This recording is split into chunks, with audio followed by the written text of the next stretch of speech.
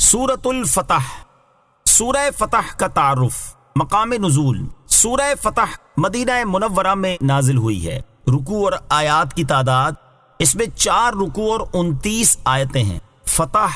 نام رکھنے کی وجہ، اس سورت کی پہلی آیت میں حضور پرنور علیہ الصلوۃ والسلام کو روشن فتح کی بشارت دی گئی۔ اس مناسبت سے سورہ مبارک کا نام سورہ فتح ہے۔ سورہ فتح کی فضیلت، حضرت عمر فاروق رضی اللہ تعالیٰ عنہ فرماتے ہیں، ایک سفر کے دوران میں نے حضور پرنور علیہ الصلوۃ والسلام کی بارگاہ میں حاضر ہو کر سلام عرض کیا۔ آپ علیہ الصلوۃ والسلام نے ارشاد فرمایا، آج رات مجھ پر ایک سورت نازل ہوئی ہے جو مجھے ان تمام چیزوں سے زیادہ پیاری ہے جن پر سورج طلوع ہوتا ہے۔ پھر آپ نے اس سورت کی یہ آیت تلاوت فرمائی، اِنَّا فَتَحْنَا لَكَ فَتْحًا مُبِينًا، ترجمہ، بے شک ہم نے تمہارے لیے روشن فتح کا فیصلہ فرما دیا۔ سورہ فتح کے مضامین، اس سورت کا مرکزی مضمون یہ ہے کہ اس میں صلح حدیبیہ کا واقعہ بیان کیا گیا ہے اور مسلمانوں کو یہ بشارت دی گئی ہے کہ یہ صلح مکہ مکرمہ کی فتح کا پیش خیمہ ہے اور اب مسلمانوں کو کفار پر مکمل غلبہ حاصل ہونے کا وقت قریب ہے، اور اس سورت میں یہ چیزیں بیان کی گئی ہیں۔ نمبر 1، اس سورت کی ابتدا میں فتح مکہ کی بشارت دی گئی اور یہ بتایا گیا کہ اس مہم سے مسلمانوں کو عظیم کامیابی اور جنت حاصل ہوگی، اور یہ مہم ان منافقوں کے لیے اللہ تعالیٰ کے غضب اور اس کی لعنت کا سبب بنی جنہوں نے حضور پرنور علیہ الصلوۃ والسلام کے بارے میں یہ بدگمانی کی کہ وہ مسلمانوں کو موت کے منہ میں لے جا رہے ہیں اور اب ان میں سے کوئی بھی زندہ بچ کر واپس نہیں آئے گا۔ نمبر 2، حضور اکرم علیہ الصلوۃ والسلام کے اوصاف بیان کیے گئے کہ اللہ تعالیٰ نے آپ کو حاضر و ناظر، خوشخبری دینے والا اور ڈر سنانے والا بنا کر بھیجا ہے تاکہ لوگ اللہ تعالیٰ پر اور حضور پرنور علیہ الصلوۃ والسلام پر ایمان لائیں اور نبی کریم علیہ الصلوۃ والسلام کی تعظیم و توقیر کریں۔ نمبر 3، منافقوں کی صفات بیان کی گئیں اور یہ بتایا گیا کہ جو مسلمان اندھے، لنگڑے اور بیمار ہیں وہ اپنے اس عذر کی وجہ سے جہاد میں شامل نہ ہو سکے تو ان پر کوئی حرج نہیں، وہ اللہ تعالیٰ اور اس کے رسول کی اطاعت کرتے رہیں، اللہ تعالیٰ انہیں جنت عطا فرما دے گا۔ نمبر 4، حدیبیہ کے مقام پر بیعت کرنے والے صحابہ کرام رضی اللہ تعالیٰ عنہم کو رضائے الہی کی بشارت دی گئی اور مسلمانوں سے بہت سی غنیمتوں کا وعدہ فرمایا گیا۔ نمبر 5، حدیبیہ کے مقام پر کفار مکہ سے جنگ کی بجائے صلح ہونے میں مسلمانوں پر جو اللہ تعالیٰ کا فضل ہوا وہ بیان کیا گیا اور نبی کریم علیہ الصلوۃ والسلام کے خواب کی تصدیق اور اس کی تعبیر میں تاخیر کی حکمت بیان کی گئی۔ نمبر 6، اس صورت کے آخر میں بتایا گیا کہ حضور پرنور علیہ الصلوۃ والسلام کو ہدایت اور دین حق کے ساتھ بھیجا گیا ہے تاکہ اللہ تعالیٰ اسے سب دینوں پر غالب کر دے، اور نبی کریم علیہ الصلوۃ والسلام اور ان کے صحابہ کرام آپس میں نرم دل جبکہ کافروں پر سخت ہیں، نیز نیک اعمال کرنے والے مسلمانوں سے مغفرت اور عظیم ثواب کا وعدہ فرمایا گیا۔ سورہ محمد کے ساتھ مناسبت، سورہ فتح کی اپنے سے ماقبل سورت سورہ محمد کے ساتھ ایک مناسبت یہ ہے کہ سورہ محمد میں جہاد کی کیفیت بتائی گئی کہ جب کفار سے مارکا آرائی ہو تو انہیں قتل کیا جائے اور جو قتل ہونے سے بچ جائیں انہیں قید کر لیا جائے، اور سورہ فتح میں اس کیفیت کا نتیجہ اور ثمرہ بیان کیا گیا کہ اس طرح کرنے سے مدد اور فتح حاصل ہوگی۔ دوسری مناسبت یہ ہے کہ دونوں صورتوں میں مسلمانوں، مشرکوں اور منافقوں کی صفات بیان کی گئی ہیں۔ بسم اللہ الرحمن الرحیم، ترجمہ، اللہ کے نام سے شروع جو نہایت مہربان رحمت والا ہے۔ اِنَّا فَتَحْنَا لَكَ فَتْحًا مُبِينًا، ترجمہ، بے شک ہم نے تمہارے لیے روشن فتح کا فیصلہ فرما دیا۔ اِنَّا فَتَحْنَا لَكَ فَتْحًا مُبِينًا، بے شک ہم نے تمہارے لیے روشن فتح کا فیصلہ فرما دیا۔ اس آیت میں صرف نبی کریم علیہ الصلوۃ والسلام سے خطاب فرمایا گیا ہے اور اس کا معنی یہ ہے کہ اے پیارے حبیب صلی اللہ تعالیٰ علیہ وآلہ وسلم، بے شک ہم نے آپ کے لیے ایسی فتح کا فیصلہ فرما دیا ہے جو انتہائی عظیم، روشن اور ظاہر ہے۔ شان نزول، حضرت انس بن مالک رضی اللہ تعالی عنہ فرماتے ہیں کہ جب اِنَّا فَتَحْنَا لَكَ فَتْحًا مُبِينًا سے لے کر فوزًا عظیما تک آیات نازل ہوئیں، اس وقت حضور اکرم علیہ الصلوۃ والسلام حدیبیہ سے واپس لوٹ رہے تھے اور صحابہ کرام علیہم رضوان کو بہت حزن و ملال تھا، اور نبی کریم علیہ الصلوۃ والسلام نے حدیبیہ میں اونٹ نہر فرما دیا تھا۔ جب یہ آیات نازل ہوئیں تو ارشاد فرمایا، مجھ پر ایک ایسی آیت نازل ہوئی ہے جو مجھے ساری دنیا سے زیادہ محبوب ہے۔ ترمذی شریف کی روایت میں ہے، حضرت انس رضی اللہ تعالی عنہ فرماتے ہیں کہ حدیبیہ سے واپسی پر نبی کریم علیہ الصلوۃ والسلام پر یہ آیت نازل ہوئی، لِيَغْفِرَ لَكَ اللَّهُ مَا تَقَدَّمَ مِن ذَنبِكَ وَمَا تَأَخَّرَ، تو آپ علیہ الصلوۃ والسلام نے ارشاد فرمایا، آج مجھ پر ایسی آیت نازل ہوئی ہے جو مجھے روئے زمین پر موجود تمام چیزوں سے زیادہ محبوب ہے۔ پھر نبی کریم علیہ الصلوۃ والسلام نے صحابہ کرام کے سامنے اس آیت کی تلاوت فرمائی تو انہوں نے عرض کی، یا رسول اللہ صلی اللہ تعالیٰ علیہ وسلم، آپ کو مبارک ہو، بے شک اللہ تعالیٰ نے بیان فرما دیا کہ آپ کے ساتھ کیا معاملہ کیا جائے گا، لیکن ابھی تک یہ بیان نہیں فرمایا کہ ہمارے ساتھ کیا کیا جائے گا۔ پھر نبی پاک علیہ الصلوۃ والسلام پر یہ آیت نازل ہوئی، لِيُدْخِلَ الْمُؤْمِنِينَ وَالْمُؤْمِنَاتِ جَنَّاتٍ تَجْرِي مِن تَحْتِهَا الْأَنْهَارُ خَالِدِينَ فِيهَا وَيُكَفِّرَ عَنْهُمْ سَيِّئَاتِهِمْ وَكَانَ ذَلِكَ عِندَ اللَّهِ فَوْزًا عَظِيمًا۔ ترجمہ، تاکہ وہ ایمان والے مردوں اور ایمان والی عورتوں کو ان باغوں میں داخل فرما دے جن کے نیچے نہریں بہتی ہیں، ہمیشہ ان میں رہیں گے، اور تاکہ اللہ ان کی برائیاں ان سے مٹا دے، اور یہ اللہ کے یہاں بڑی کامیابی ہے۔ صلح حدیبیہ کا مختصر واقعہ۔ اس آیت میں جس فتح کی بشارت دی گئی، اس سے کون سی فتح مراد ہے؟ اس کے بارے میں مفسرین کے مختلف اقوال ہیں۔ اکثر مفسرین کے نزدیک اس سے صلح حدیبیہ کی فتح مراد ہے۔ حدیبیہ مکہ مکرمہ کے نزدیک ایک کنواں ہے، اور اس سارے واقعے کا مختصر خلاصہ یہ ہے کہ سرکار دو عالم صلی اللہ تعالیٰ علیہ وسلم نے خواب دیکھا کہ آپ علیہ الصلوۃ والسلام اپنے صحابہ کرام علیہ رضوان کے ہمراہ امن کے ساتھ مکہ مکرمہ میں داخل ہوئے۔ ان میں سے کوئی حلق کیے ہوئے اور کوئی کسر کیے ہوئے تھا۔ نیز آپ کعبہ معظمہ میں داخل ہوئے، کعبے کی چابی لی، طواف فرمایا اور عمرہ کیا۔ نبی کریم علیہ الصلوۃ والسلام نے صحابہ کرام کو اس خواب کی خبر دی تو سب خوش ہوئے۔ پھر پیارے آقا علیہ الصلوۃ والسلام نے عمرے کا قصد فرمایا اور 1400 صحابہ کرام علیہ رضوان کے ساتھ ذی القعدہ کی پہلی تاریخ سن 6 ہجری کو روانہ ہو گئے، اور ذوالحلیفہ میں پہنچ کر وہاں مسجد میں 2 رکعتیں پڑھیں، عمرے کا احرام باندھا، اور پیارے آقا علیہ الصلوۃ والسلام کے ساتھ اکثر صحابہ کرام علیہم رضوان نے بھی احرام باندھا۔ بعض صحابہ کرام نے جحفہ سے احرام باندھا۔ راستے میں پانی ختم ہو گیا تو صحابہ کرام نے عرض کی، لشکر میں پانی بالکل نہیں ہے، صرف حضور علیہ الصلوۃ والسلام کے برتن میں تھوڑا سا پانی بچا ہے۔ سرور عالم علیہ الصلوۃ والسلام نے اپنے برتن میں دست مبارک ڈالا تو مبارک انگلیوں سے پانی کے چشمے جوش مارنے لگے۔ پھر سارے لشکر نے پانی پیا اور وضو کیا۔ جب مقام عصفان میں پہنچے تو خبر آئی کہ کفار قریش بڑے ساز و سامان کے ساتھ جنگ کے لیے تیار ہیں۔ جب حدیبیہ کے مقام پر پہنچے تو پھر پانی ختم ہو گیا، حتیٰ کہ لشکر والوں کے پاس ایک قطرہ نہ رہا، اوپر سے گرمی بھی بہت شدید تھی۔ رسول کریم علیہ الصلوۃ والسلام نے کنویں میں کلی فرمائی تو اس کی برکت سے کنواں پانی سے بھر گیا۔ پھر سب نے وہ پانی پیا اور اونٹوں کو پلایا۔ یہاں کفار قریش کی طرف سے حال معلوم کرنے کے لیے کئی شخص بھیجے گئے، اور سب نے جا کر یہی بیان کیا کہ حضور انور علیہ الصلوۃ والسلام عمرے کے لیے تشریف لائے ہیں، جنگ کا ارادہ نہیں ہے۔ لیکن انہیں یقین نہ آیا تو آخرکار انہوں نے عروہ بن مسعود ثقفی کو حقیقت حال جاننے کے لیے بھیجا۔ یہ طائف کے بڑے سردار اور عرب کے انتہائی مالدار شخص تھے۔ انہوں نے آ کر دیکھا کہ حضور انور علیہ الصلوۃ والسلام دستے مبارک دھوتے ہیں تو صحابہ کرام علیہ رضوان تبرک کے طور پر غسالہ شریف حاصل کرنے کے لیے ٹوٹ پڑتے ہیں۔ اگر کبھی لعاب دہن ڈالتے ہیں تو لوگ اس کو حاصل کرنے کی کوشش کرتے ہیں، اور جس کو وہ حاصل ہو جاتا ہے وہ اپنے چہرے اور بدن پر برکت کے لیے مل لیتا ہے، جس میں اقدس کا کوئی بال گرنے نہیں پاتا۔ اگر کبھی جدا ہوا تو صحابہ کرام علیہم رضوان اس کو بہت ادب کے ساتھ لیتے ہیں اور جان سے زیادہ عزیز رکھتے ہیں۔ جب سرکار دو عالم علیہ الصلوۃ والسلام کلام فرماتے ہیں تو سب خاموش ہو جاتے ہیں۔ حضور انور علیہ الصلوۃ والسلام کی ادب و تعظیم کی وجہ سے کوئی شخص اوپر کی طرف نظر نہیں اٹھا سکتا۔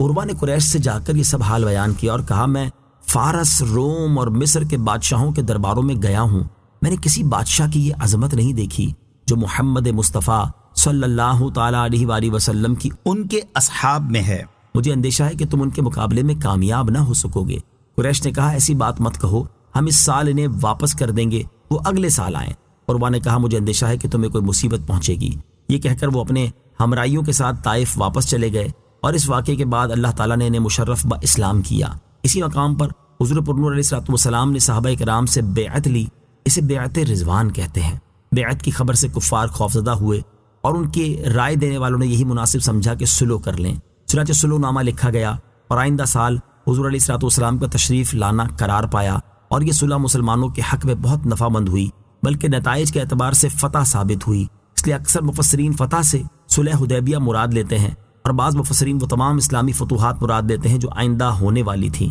جیسے مکہ، خیبر، حنین اور طائف وغیرہ کی فتوحات۔ اس صورت میں یہاں فتح کو ماضی کے صیغے سے اس لیے بیان کیا گیا کہ ان فتوحات کا وقوع یقینی تھا۔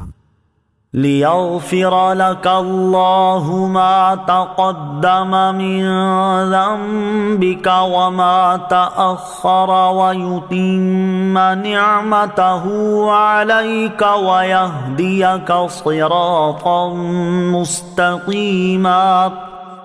وَيَنصُرَكَ اللَّهُ نَصْرًا عَزِيزًا۔ ترجمہ، تاکہ اللہ تمہارے صدقے تمہارے اپنوں کے اگلے اور پچھلے گناہ بخش دے اور اپنا انعام تم پر تمام کر دے، اور تمہیں سیدھی راہ دکھا دے اور اللہ تمہاری زبردست مدد فرمائے۔ لِيَغْفِرَ لَكَ اللَّهُ مَا تَقَدَّمَ مِن ذَنبِكَ وَمَا تَأَخَّرَ، تاکہ اللہ تمہارے صدقے تمہارے اپنوں کے اگلے اور پچھلے گناہ بخش دے۔ اس سے پہلی آیت میں فرمایا گیا کہ ہم نے آپ کے لیے روشن فتح کا فیصلہ فرما دیا، اور اس آیت سے فتح کا فیصلہ فرما دینے کی علت بیان کی جا رہی ہے کہ اے حبیب صلی اللہ تعالیٰ علیہ وآلہ وسلم، ہم نے آپ کے لیے روشن فتح کا فیصلہ فرما دیا تاکہ اللہ تعالیٰ آپ کے صدقے آپ کے اپنوں کے اگلے اور پچھلے گناہ بخش دے اور آپ کی بدولت امت کی مغفرت فرمائے۔ اعلیٰ حضرت امام احمد رضا خان اور رحمۃ اللہ تعالی علیہ نے آیت مبارکہ کے اس حصے سے متعلق فتاوی رضویہ میں بہت تفصیل سے کلام فرمایا ہے۔ اس میں سے ایک جز کا خلاصہ یہ ہے کہ سورہ فتح کی اس آیت کریمہ میں موجود لفظ لکا میں لام تعلیل کا ہے، اور ما تقدم من ذنبک سے مراد تمہارے اگلوں کے گناہ ہیں، اور اگلوں سے میری مراد حضرت عبداللہ اور سیدہ آمنہ رضی اللہ تعالیٰ عنہا سے لے کر نسب کریم کی انتہا تک تمام آبائے کرام اور امہات طیبات مراد ہیں۔ البتہ ان میں سے جو انبیاء کرام علیہ الصلوۃ والسلام ہیں، جیسے حضرت آدم، شیس، نوح، خلیل اور اسماعیل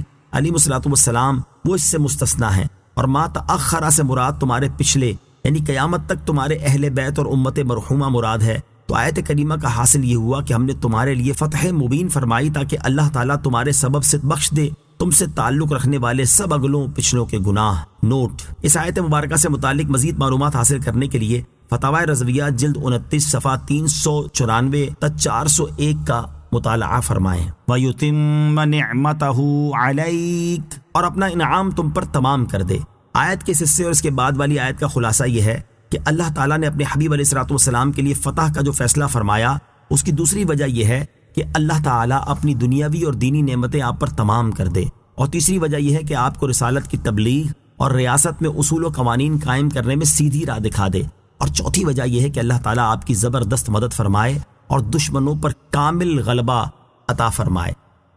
هو الذي أنزل السكينة في قلوب المؤمنين ليزدادوا إيمانا مع إيمانهم وَلِلَّهِ جُنُودُ السَّمَاوَاتِ وَالْأَرْضِ وَكَانَ اللَّهُ عَلِيمًا حَكِيمًا۔ ترجمہ: وہی ہے جس نے ایمان والوں کے دلوں میں اطمینان اتارا تاکہ ان کے یقین پر یقین میں اضافہ ہو، اور آسمان اور زمین کے تمام لشکر اللہ ہی کی ملک ہیں، اور اللہ علم والا حکمت والا ہے۔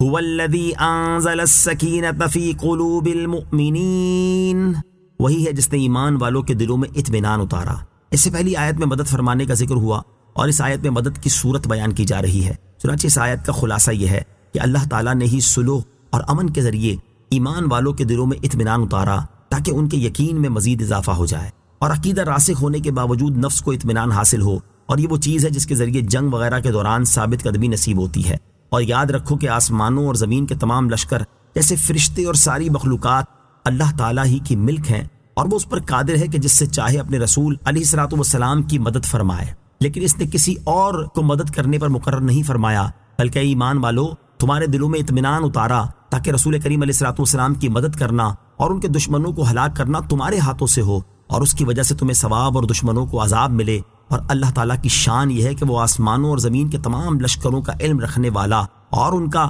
انتظام فرمانے میں حکمت والا ہے۔ لِيُدْخِلَ الْمُؤْمِنِينَ وَالْمُؤْمِنَاتِ جَنَّاتٍ تَجْرِي مِن تَحْتِهَا الْأَنْهَارُ خالدين فيها ويكفر عنهم سيئاتهم وكان ذلك عند الله فوزا عظيما ويعذب المنافقين والمنافقات والمشركين والمشركات الظانين بالله ظن السوء عليهم دائرة السوء وغضب الله عليهم ولعنهم وأعد لهم جهنم وساءت مصيرا۔ ترجمہ، تاکہ وہ ایمان والے مردوں اور ایمان والی عورتوں کو ان باغوں میں داخل فرما دے جن کے نیچے نہریں بہتی ہیں، ہمیشہ ان میں رہیں گے، اور تاکہ اللہ ان کی برائیاں ان سے مٹا دے، اور یہ اللہ کے یہاں بڑی کامیابی ہے، اور تاکہ وہ منافق مردوں اور منافق عورتوں اور مشرک مردوں اور مشرک عورتوں کو عذاب دے جو اللہ پر برا گمان کرتے ہیں۔ بری گردش انہی پر ہے، اور اللہ نے ان پر غضب فرمایا اور ان پر لعنت کی اور ان کے لیے جہنم تیار فرمائی، اور وہ کیا ہی برا ٹھکانہ ہے۔ لِيُدْخِلَ الْمُؤْمِنِينَ وَالْمُؤْمِنَاتِ جَنَّاتٍ، تاکہ وہ ایمان والے مردوں اور ایمان والی عورتوں کو باغوں میں داخل فرما دے۔ اس آیت اور اس کے بعد والی آیت کا خلاصہ یہ ہے کہ اللہ تعالیٰ نے فتح و نصرت کا وعدہ فرمایا اور ایمان والوں کے دلوں کو تسکین دی۔ اس کی ایک حکمت یہ ہے کہ ایمان والے اللہ تعالیٰ کی نعمتوں پر اس کا شکر ادا کریں جس پر اللہ تعالیٰ انہیں ثواب عطا فرمائے، اور ایمان والے مردوں اور عورتوں کو ان باغوں میں داخل فرما دے جن کے نیچے نہریں بہتی ہیں، وہ ہمیشہ ان میں رہیں گے۔ دوسری حکمت یہ ہے کہ جنت میں داخل ہونے سے پہلے اللہ تعالیٰ ایمان والوں کے ان گناہوں کو مٹا دے جو ان سے سرزد ہوئے، تاکہ وہ گناہوں سے پاک اور صاف ہو کر جنت میں داخل ہوں۔ اور یہ جنت میں داخل کیا جانا اور برائیوں کا مٹا دیا جانا اللہ تعالیٰ کے یہاں بڑی کامیابی ہے۔ تیسری حکمت یہ ہے کہ اللہ تعالیٰ مدینہ منورہ کے منافق مردوں اور منافقہ عورتوں کو اور مکہ مکرمہ کے مشرک مردوں اور مشرکہ عورتوں کو ان کے باطنی اور ظاہری کفر کی وجہ سے عذاب دے جو اللہ تعالیٰ پر برا گمان کرتے ہیں کہ وہ اپنے رسول دو عالم کے سردار محمد مصطفیٰ صلی اللہ تعالی علیہ وسلم اور ان پر ایمان لانے والوں کی مدد نہ فرمائے گا۔ ان کے برے گمان کا وبال عذاب اور ہلاکت کی صورت میں انہی پر ہے، اور اللہ تعالیٰ نے ان پر غضب فرمایا اور ان پر لعنت کی، اور آخرت میں ان کے لیے جہنم تیار فرمائی، اور جہنم کیا ہی برا ٹھکانہ ہے۔ وَلِلَّهِ جُنُودُ السَّمَاوَاتِ وَالْأَرْضِ وَكَانَ اللَّهُ عَزِيزًا حَكِيمًا۔ ترجمہ، اور آسمانوں اور زمین کے سب لشکر اللہ ہی کی ملکیت میں ہیں، اور اللہ عزت والا حکمت والا ہے۔ وَلِلَّهِ جُنُودُ السَّمَاوَاتِ وَالْأَرْضِ، اور آسمانوں اور زمین کے سب لشکر اللہ ہی کی ملکیت میں ہیں۔ بعض مفسرین فرماتے ہیں کہ جب صلح حدیبیہ ہو گئی تو عبداللہ بن ابی نے کہا، کیا محمد مصطفیٰ صلی اللہ تعالی علیہ وسلم یہ گمان کرتے ہیں کہ جب انہوں نے اہل مکہ سے صلح کر لی یا مکے کو فتح کر لیا تو ان کا کوئی دشمن باقی نہیں رہے گا؟ اگر ایسی بات ہے تو فارس اور روم کدھر جائیں گے؟ تب اللہ تعالیٰ نے یہ آیت مبارکہ نازل فرمائی کہ آسمانوں اور زمین کے تمام لشکروں کا مالک اللہ تعالیٰ ہی ہے، اور یہ فارس و روم کے لشکروں سے بہت زیادہ ہے، اور اللہ تعالیٰ اس پر قادر ہے کہ وہ ان میں سے جس لشکر کے ذریعے چاہے اپنے حبیب علیہ الصلوۃ والسلام اور ایمان والوں کے دشمن اور اس کی سازش کو دور فرما دے۔ اور اللہ تعالیٰ کی شان یہ ہے کہ وہ غالب ہے تو اس کے عذاب کو کوئی دور نہیں کر سکتا، اور وہ اپنی تدبیر میں حکمت والا ہے۔ اِنَّا أَرْسَلْنَاكَ شَاهِدًا وَمُبَشِّرًا وَنَذِيرًا۔ ترجمہ، بے شک ہم نے تمہیں گواہ اور خوشخبری دینے والا اور ڈر سنانے والا بنا کر بھیجا۔ اِنَّا أَرْسَلْنَاكَ،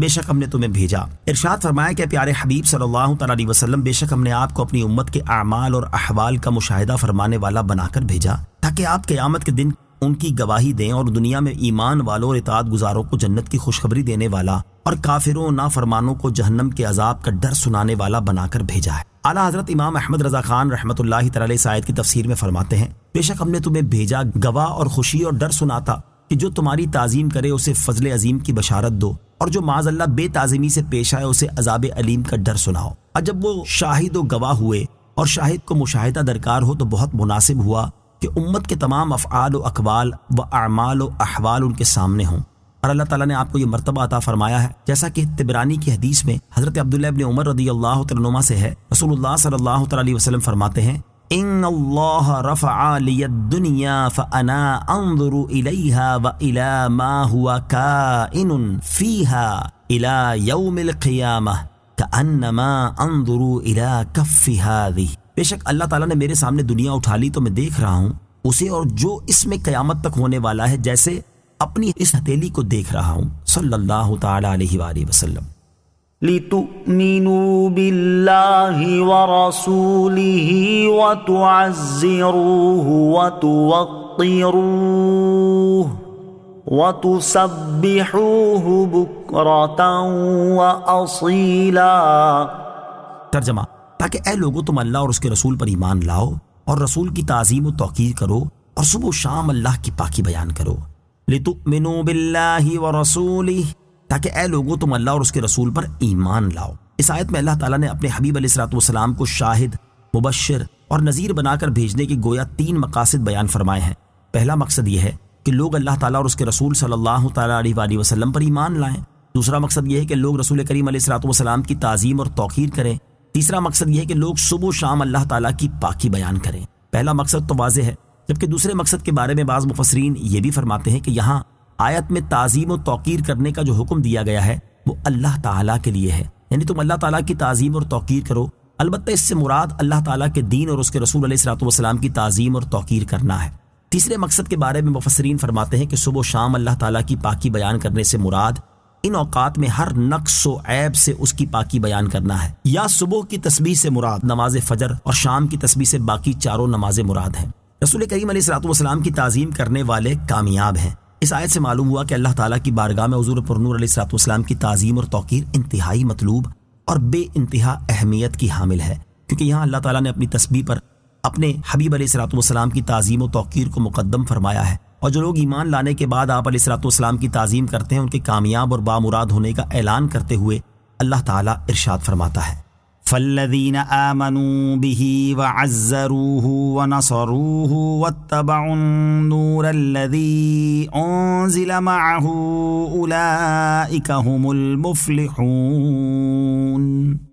ترجمہ: تو وہ لوگ جو اس نبی پر ایمان لائیں اور اس کی تعظیم کریں اور اس کی مدد کریں اور اس نور کی پیروی کریں جو اس کے ساتھ نازل کیا گیا، تو وہی لوگ فلاح پانے والے ہیں۔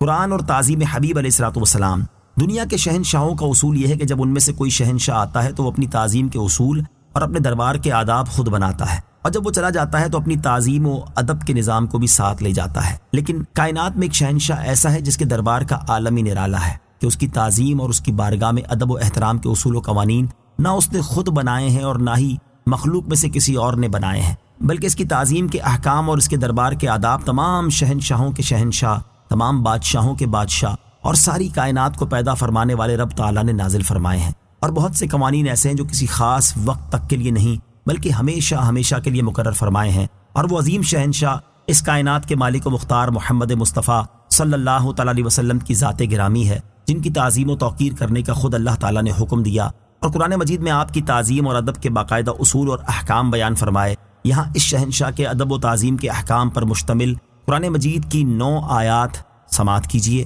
جن میں اللہ تعالیٰ نے متعدد احکام دیے ہیں۔ نمبر 1، حضور اکرم علیہ الصلوۃ والسلام جب بھی بلائیں فوراً ان کی بارگاہ میں حاضر ہو جاؤ، چنانچہ اللہ تعالیٰ ارشاد فرماتا ہے: یا ایہا الذین آمنوا استجیبوا للہ وللرسول اذا دعاکم لما یحییکم۔ ترجمہ: اے ایمان والو، اللہ اور اس کے رسول کی بارگاہ میں حاضر ہو جاؤ جب وہ تمہیں اس چیز کے لیے بلائیں جو تمہیں زندگی دیتی ہے۔ نمبر 2، بارگاہ رسالت میں کوئی بات عرض کرنے سے پہلے صدقہ دے لو، چنانچہ اللہ تعالیٰ ارشاد فرماتا ہے: یا ایہا الذین آمنوا اذا ناجیتم الرسول فقدموا بین یدی نجواکم صدقہ ذلك خير لكم وأطهر فإن لم تجدوا فإن الله غفور رحيم۔ ترجمہ: اے ایمان والو، جب تم رسول سے تنہائی میں کوئی بات عرض کرنا چاہو تو اپنی عرض سے پہلے کچھ صدقہ دے لو، یہ تمہارے لیے بہت بہتر اور بہت ستھرا ہے، پھر اگر تم اس پر قدرت نہ پاؤ تو اللہ بخشنے والا مہربان ہے۔ بعد میں وجوب کا حکم منسوخ ہو گیا تھا۔ نمبر 3، ایک دوسرے کو پکارنے کی طرح نبی کریم علیہ الصلوۃ والسلام کو نہ پکارو، چنانچہ اللہ تعالیٰ ارشاد فرماتا ہے: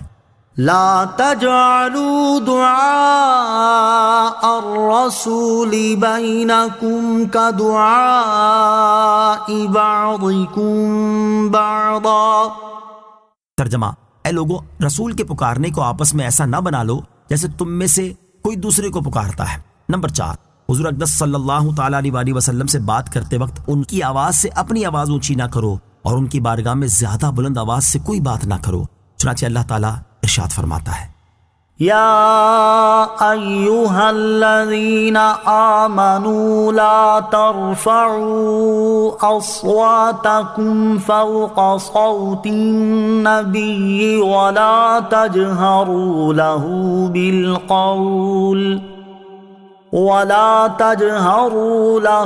بالقول كجهر بعضكم لبعض أن تحبط أعمالكم وأنتم لا تشعرون۔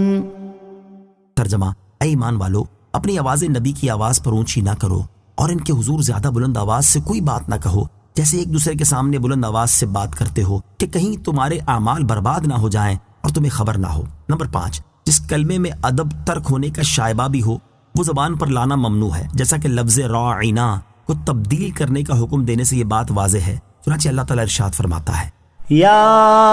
أيها الذين آمنوا لا تقولوا راعنا وقولوا انظرنا واسمعوا وللكافرين عذاب أليم۔ ترجمہ: اے ایمان والو، راعنا نہ کہو اور یوں عرض کرو کہ حضور ہم پر نظر رکھیں، اور پہلے ہی سے بغور سنو، اور کافروں کے لیے دردناک عذاب ہے۔ نمبر 6، کسی قول اور فعل میں ان سے آگے نہ بڑھو، چنانچہ اللہ تعالیٰ ارشاد فرماتا ہے: يا أيها الذين آمنوا لا تقدموا بين يدي الله ورسوله واتقوا الله إن الله سميع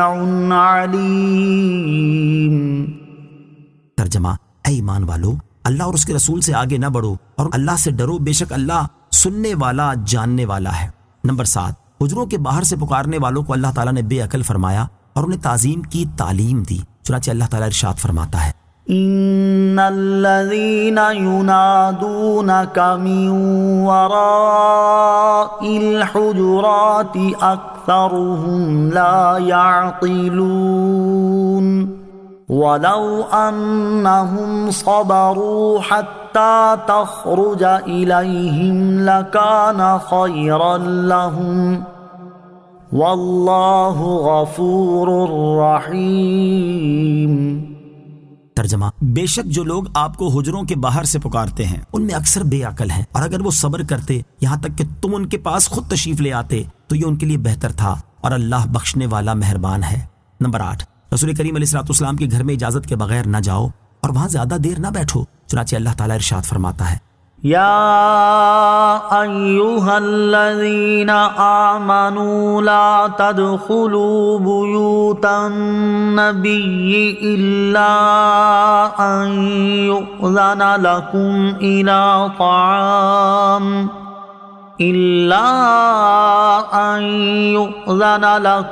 إلى طعام غير ناظرين إناه ولكن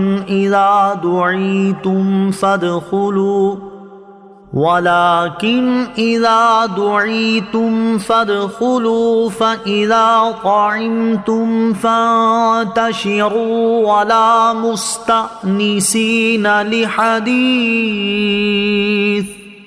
إن ذلكم كان يؤذي النبي فيستحيي منكم والله لا يستحيي من الحق وَإِذَا سَأَلْتُمُوهُنَّ مَتَاعًا فَاسْأَلُوهُنَّ مِنْ وَرَاءِ حِجَابٍ ذَلِكُمْ أَطْهَرُ لِقُلُوبِكُمْ وَقُلُوبِهِمْ وَمَا كَانَ لَكُمْ أَن تُؤْذُوا رَسُولَ اللَّهِ وَلَا أَن تَنكِحُوا أَزْوَاجَهُ مِن بَعْدِهِ أَبَدًا إِنَّ ذَلِكُمْ كَانَ عِندَ اللَّهِ عَظِيمًا۔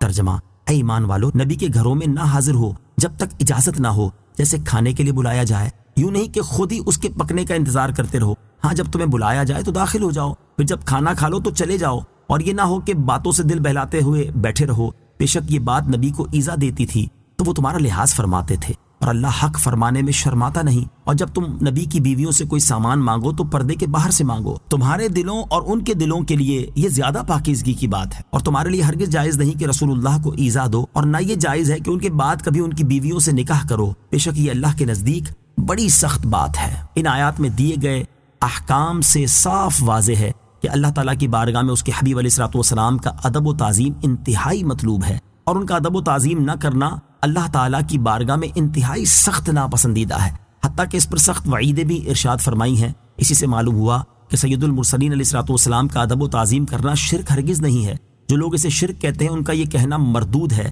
اعلیٰ حضرت امام احمد رضا خان رحمۃ اللہ تعالی کیا خوب فرماتے ہیں، شرک ٹھہرے جس میں تعظیم حبیب، اس برے مذہب پہ لعنت کیجیے۔ صحابہ کرام اور تعظیم مصطفیٰ صلی اللہ تعالی علیہ وآلہ وسلم۔ صحابہ کرام رضی اللہ تعالیٰ عنہم وہ عظیم ہستیاں ہیں جنہوں نے اللہ تعالیٰ کے حبیب صلی اللہ تعالی علیہ وآلہ وسلم کی زبان اقدس سے اللہ تعالیٰ کے وہ احکام سنے جن میں آپ علیہ الصلوۃ والسلام کی تعظیم و توقیر اور ادب و احترام کرنے کا فرمایا گیا ہے۔ اسی لیے ان عالی شان ہستیوں نے اللہ تعالیٰ کے حبیب صلی اللہ تعالی علیہ وسلم کی تعظیم اور ان کی بابرکت بارگاہ کے ادب و احترام کی انتہائی شاندار مثالیں رقم کی ہیں، اور اگرچہ انہیں حضور پرنور علیہ الصلوۃ والسلام کی صحبت کا فیض بہت زیادہ حاصل تھا، یوں ہی یہ تاجدار رسالت صلی اللہ تعالی علیہ وسلم سے انتہائی شدید محبت بھی کرتے تھے۔ اس کے باوجود تعظیم و توقیر میں کوتاہی اور تقصیر کے کبھی مرتکب نہیں ہوتے تھے، بلکہ ہمیشہ حضور اکرم علیہ الصلوۃ والسلام کی تعظیم و توقیر میں اضافہ ہی کرتے تھے۔ جیسے تمام صحابہ کرام علیہم رضوان حضور اقدس علیہ الصلوۃ والسلام کو بہترین القاب کے ساتھ انتہائی عاجزی سے اور آپ کے مرتبہ و مقام کی انتہائی رعایت کرتے ہوئے خطاب کرتے تھے، اور جب کلام کرتے تو اس کی ابتدا میں سلام کے بعد یوں کہتے، فدیتک بابی و امی، میرے ماں باپ بھی آپ پر فدا ہوں، یا یوں کہتے، بنفسی انت یا رسول اللہ، میری جان آپ صلی اللہ تعالی علیہ وآلہ وسلم پر نثار ہے۔ حضرت اسامہ رضی اللہ تعالی عنہ فرماتے ہیں کہ میں بارگاہ رسالت صلی اللہ تعالی علیہ وآلہ وسلم میں حاضر ہوا تو یہ دیکھا کہ صحابہ کرام رضوان اللہ تعالی علیہ مجمعین آپ صلی اللہ تعالی علیہ وآلہ وسلم کے گرد اس طرح ساکن بیٹھے ہوئے تھے گویا ان کے سروں پر پرندے بیٹھے ہوئے ہیں۔ یہ تو ان کی اجتماعی تعظیم کا حال تھا۔ اب انفرادی تعظیم پر مشتمل دو واقعات سماعت کیجیے۔ نمبر 1، حضرت عثمان بن عفان رضی اللہ تعالیٰ عنہ کے بارے میں روایت ہے کہ جب نبی کریم صلی اللہ تعالی علیہ وآلہ وسلم نے حدیبیہ کے موقع پر آپ رضی اللہ تعالیٰ عنہ کو قریش کے پاس بھیجا، قریش نے حضرت عثمان رضی اللہ تعالیٰ عنہ کو طواف کعبہ کی اجازت دے دی، لیکن حضرت عثمان رضی اللہ تعالیٰ عنہ نے یہ کہہ کر انکار کر دیا،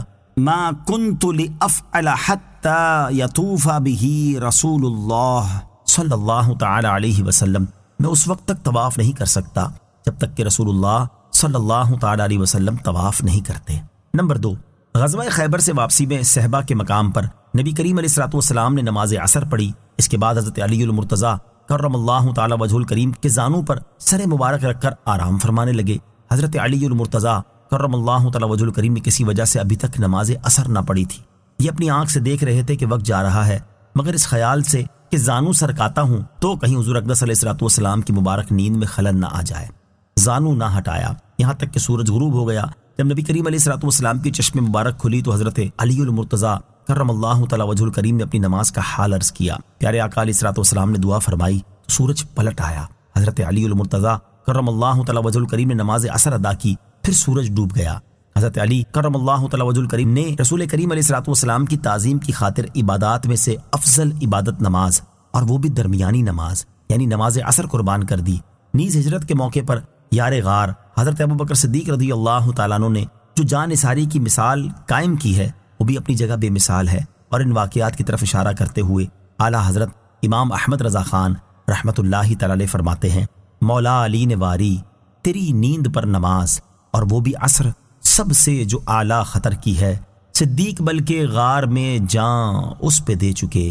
اور حفظ جان تو جان فروز غرر کی ہے، ہاں تو نے ان کو جان انہیں پھیر دی نماز، پر وہ تو کر چکے تھے جو کرنی بشر کی ہے۔ ثابت ہوا کہ جملہ فرائض فرو ہیں، اصل الاصول بندگی اس تاجور کی ہے۔ الغرض صحابہ کرام علیہم رضوان سید المرسلین صلی اللہ تعالی علیہ وسلم کی شاہکار تعظیم اور بے مثال ادب و احترام کیا کرتے تھے۔ اللہ تعالیٰ ان کے ادب و تعظیم کا صدقہ ہمیں بھی رسول کریم علیہ الصلوۃ والسلام کا ادب و احترام کرتے رہنے کی توفیق عطا فرمائے، آمین۔ آیت لِتُؤْمِنُوا بِاللَّهِ وَرَسُولِهِ وَتُعَزِّرُوهُ سے معلوم ہونے والے مسائل۔ اس آیت سے 4 مسئلے معلوم ہوئے۔ نمبر 1، تمام مخلوق پر حضور اکرم علیہ الصلوۃ والسلام کی اطاعت واجب ہے۔ نمبر 2، ہمارا ایمان حضور پرنور علیہ الصلوۃ والسلام کی بشارت و شہادت پر موقوف ہے، نہ کہ حضور اقدس علیہ الصلوۃ والسلام کا ایمان۔ نمبر 3، اعلیٰ حضرت امام احمد رضا خان رحمۃ اللہ تعالی علیہ فرماتے ہیں، معلوم ہوا کہ دین و ایمان محمد الرسول اللہ صلی اللہ تعالی علیہ وآلہ وسلم کی تعظیم کا نام ہے۔ جو ان کی تعظیم میں کلام کرے اصل رسالت کو باطل و بیکار کیا چاہتا ہے۔ نمبر 4، سرکار دو عالم صلی اللہ تعالی علیہ وآلہ وسلم کی ہر وہ تعظیم جو خلاف شرع نہ ہو کی جائے گی، کیونکہ یہاں تعظیم و توقیر کے لیے کسی قسم کی کوئی قید بیان نہیں کی گئی، اب وہ چاہے کھڑے ہو کر صلاۃ السلام پڑھنا ہو یا کوئی دوسرا طریقہ۔ مسلمانوں سے اعلیٰ حضرت رحمۃ اللہ تعالی علیہ کی ایک درخواست۔ اعلیٰ حضرت امام احمد رضا خان رحمۃ اللہ تعالی علیہ نے اپنی ایک مشہور و معروف کتاب تمہید الایمان میں سورہ فتح کی مذکورہ بالا 2 آیات کی تفصیل بیان کرتے ہوئے مسلمانوں سے ایک درخواست کی ہے۔ اس کی اہمیت کے پیش نظر یہاں اس کا کچھ حصہ سماعت کیجیے۔ چنانچہ آپ رحمۃ اللہ تعالی فرماتے ہیں، پیارے بھائیو، السلام علیکم ورحمۃ اللہ وبرکاتہ۔ اللہ تعالیٰ آپ سب حضرات کو اور آپ کے صدقے میں اس ناچیز کثیر السیئات کو دین حق پر قائم رکھے اور اپنے حبیب محمد الرسول اللہ صلی اللہ تعالی علیہ وآلہ وسلم کی سچی محبت دل میں سچی عظمت دے اور اسی پر ہم سب کا خاتمہ کرے، آمین یا ارحم الراحمین۔ تمہارا رب عز و جل فرماتا ہے، إِنَّا أَرْسَلْنَاكَ شَاهِدًا وَمُبَشِّرًا وَنَذِيرًا لِتُؤْمِنُوا بِاللَّهِ وَرَسُولِهِ وَتُعَزِّرُوهُ وَتُوَقِّرُوهُ وَتُسَبِّحُوهُ بُكْرَةً وَأَصِيلًا۔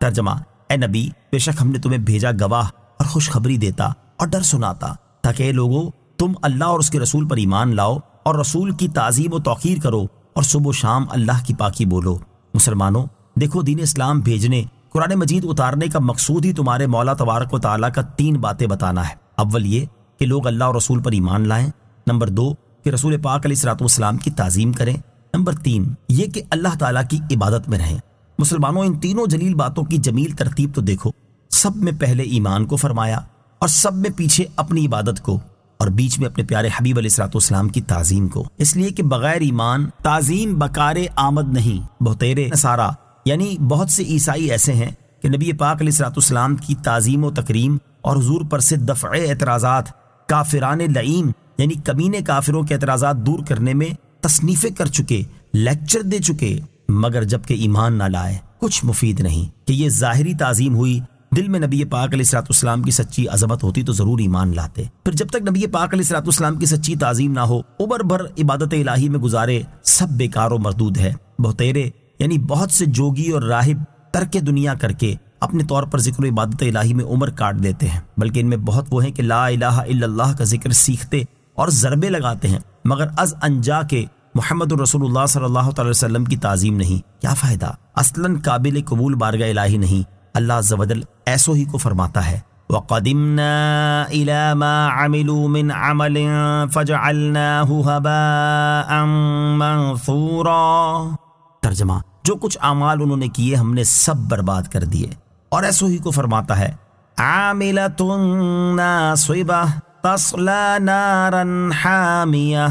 ترجمہ، عمل کریں، مشقتیں بھریں، اور بدلہ کیا ہوگا؟ یہ کہ بھڑکتی آگ میں بیٹھیں گے۔ والعیاذ باللہ تعالی۔ مسلمانوں کہو، محمد الرسول اللہ صلی اللہ تعالی علیہ وسلم کی تعظیم مدار ایمان، مدار نجات، مدار قبول اعمال ہوئی یا نہیں؟ کہو ہووے، اور ضرور ہووے۔ تمہارا رب عز و جل فرماتا ہے، قل إن كان آباؤكم وأبناؤكم وإخوانكم وأزواجكم وعشيرتكم وأموال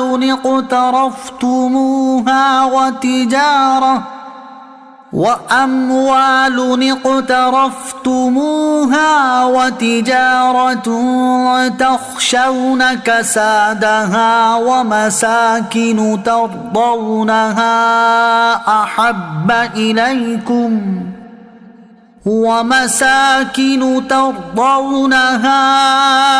أحب إليكم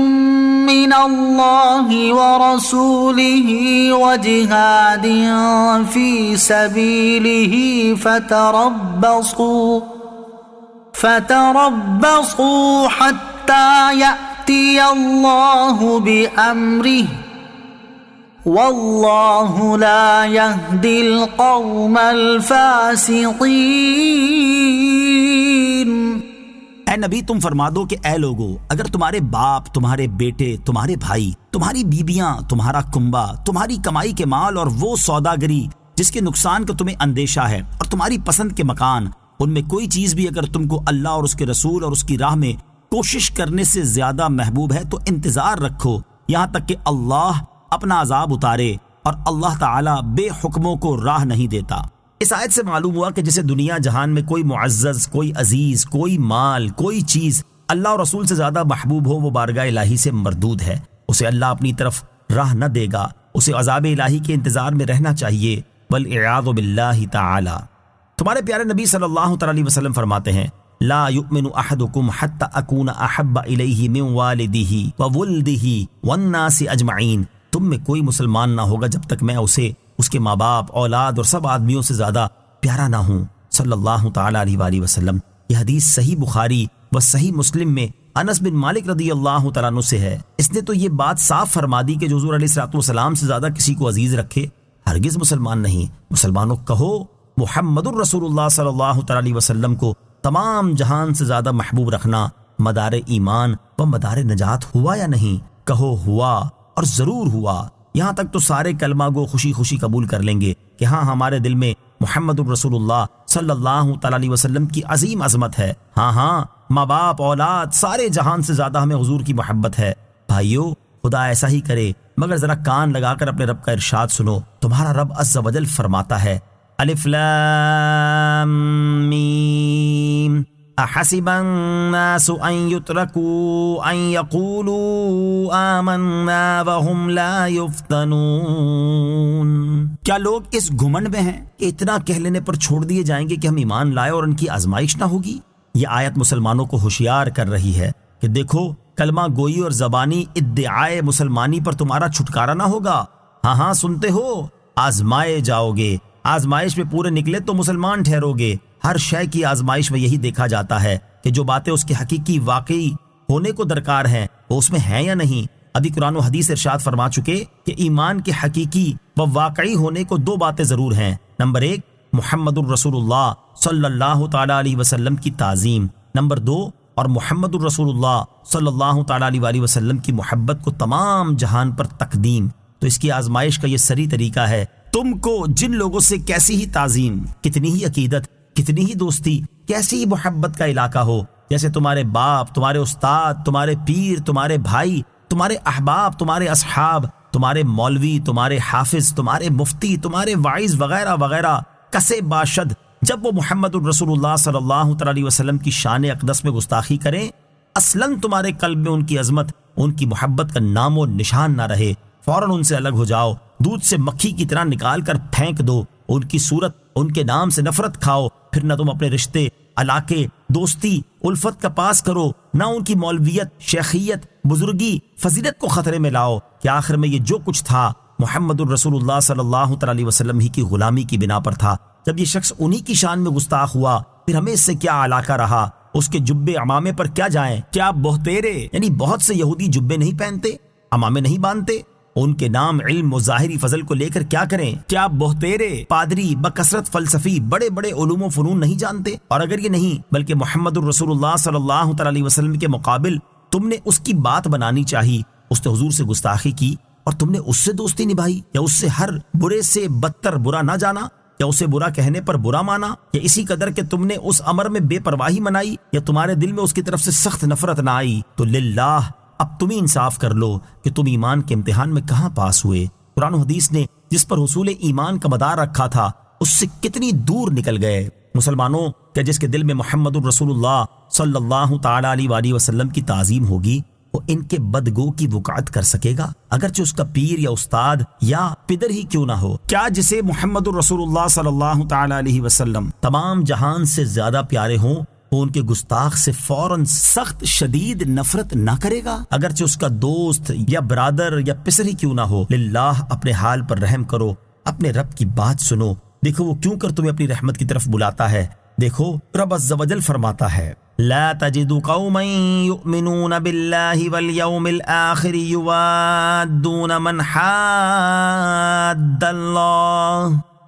حاد الله ورسوله ولو كانوا آباءهم أو أبناءهم أو إخوانهم أو عشيرتهم أولئك كتب في قلوبهم الإيمان وأيدهم بروح منه ويدخلهم جنات تجري من تحتها الأنهار خالدين فيها رضي الله عنهم ورضوا عنه أولئك حزب الله ألا إن حزب الله هم المفلحون۔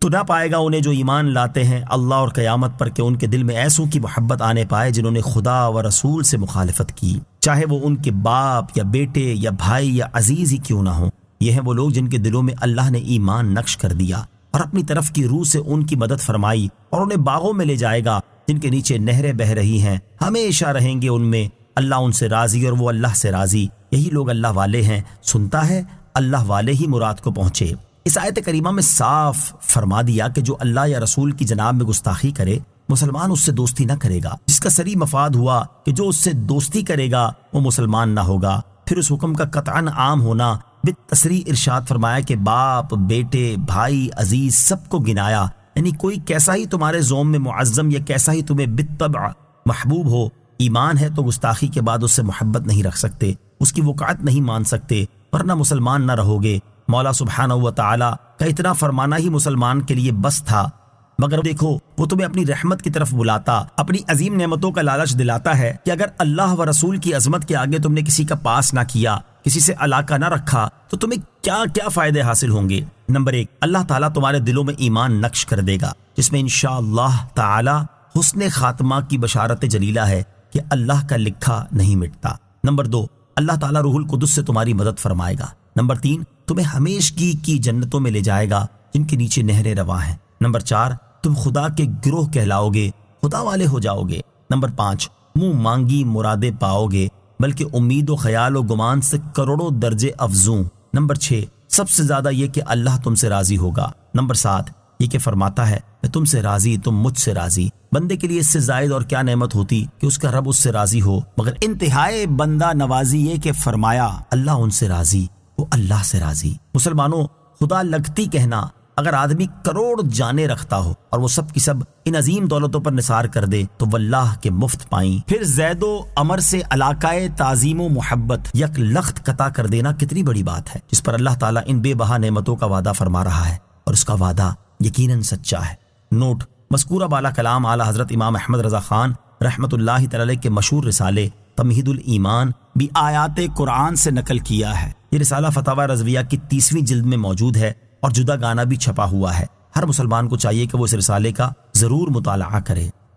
ان الذين يبايعونك انما يبايعون الله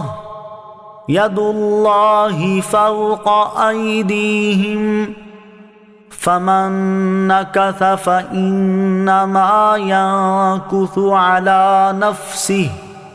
ومن اوفى بما عاهد عليه الله فسيؤتيه اجرا عظيما۔ ترجمہ: بے شک جو لوگ تمہاری بیعت کرتے ہیں وہ تو اللہ ہی سے بیعت کرتے ہیں، ان کے ہاتھوں پر اللہ کا ہاتھ ہے، تو جس نے عہد توڑا تو وہ اپنی جان کے خلاف ہی عہد توڑتا ہے، اور جس نے اللہ سے کیے ہوئے اپنے عہد کو پورا کیا تو بہت جلد اللہ اسے عظیم ثواب دے گا۔ ان الذین یبایعونک انما یبایعون اللہ،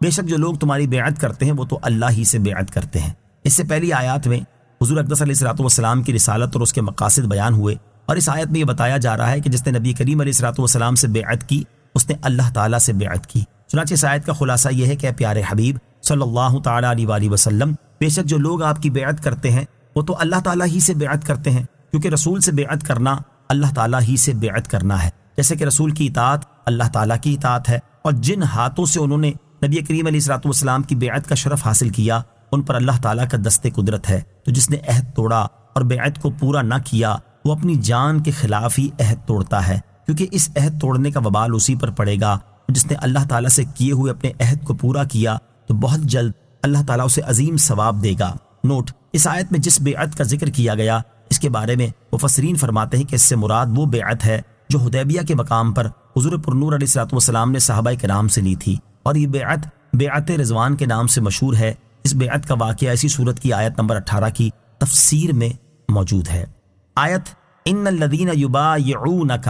سے معلوم ہونے والے مسائل، اس سے 5 مسئلے معلوم ہوئے۔ نمبر 1، حضور پرنور علیہ الصلوۃ والسلام کو اللہ تعالیٰ کی بارگاہ میں ایسا قرب حاصل ہے کہ آپ علیہ الصلوۃ والسلام سے بیعت اللہ تعالیٰ سے بیعت ہے۔ نمبر 2، بیعت رضوان والے تمام صحابہ کرام رضی اللہ تعالیٰ عنہم بڑی ہی شان والے ہیں۔ نمبر 3، حضرت عثمان رضی اللہ تعالیٰ عنہ بڑی شان والے ہیں کہ یہ بیعت انہی کی وجہ سے ہوئی۔ نمبر 4، بزرگوں کے ہاتھ پر بیعت کرنا صحابہ کرام علیہ رضوان کی سنت ہے، خواہ وہ بیعت اسلام ہو یا بیعت تقوی یا بیعت توبہ یا بیعت اعمال وغیرہ۔ نمبر 5، بیعت کے وقت مصافحہ بھی سنت سے ثابت ہے، البتہ عورتوں کو کلام کے ذریعے بیعت کیا جائے، کیونکہ نبی پاک علیہ الصلوۃ والسلام نے کبھی بھی بیعت کے لیے کسی غیر محرم عورت کے ساتھ مصافحہ نہیں کیا۔ سيقول لك المخلفون من الأعراب شغلتنا أموالنا وأهلنا فاستغفر لنا يقولون بألسنتهم ما ليس في قلوبهم قل فمن يملك لكم من الله شيئا إن أراد بكم ضرا أو أراد بكم نفعا بل كان الله بما تعملون خبيرا بل ظننتم أن لن ينقلب الرسول والمؤمنون إلى أهليهم أبدا وزين ذلك في قلوبكم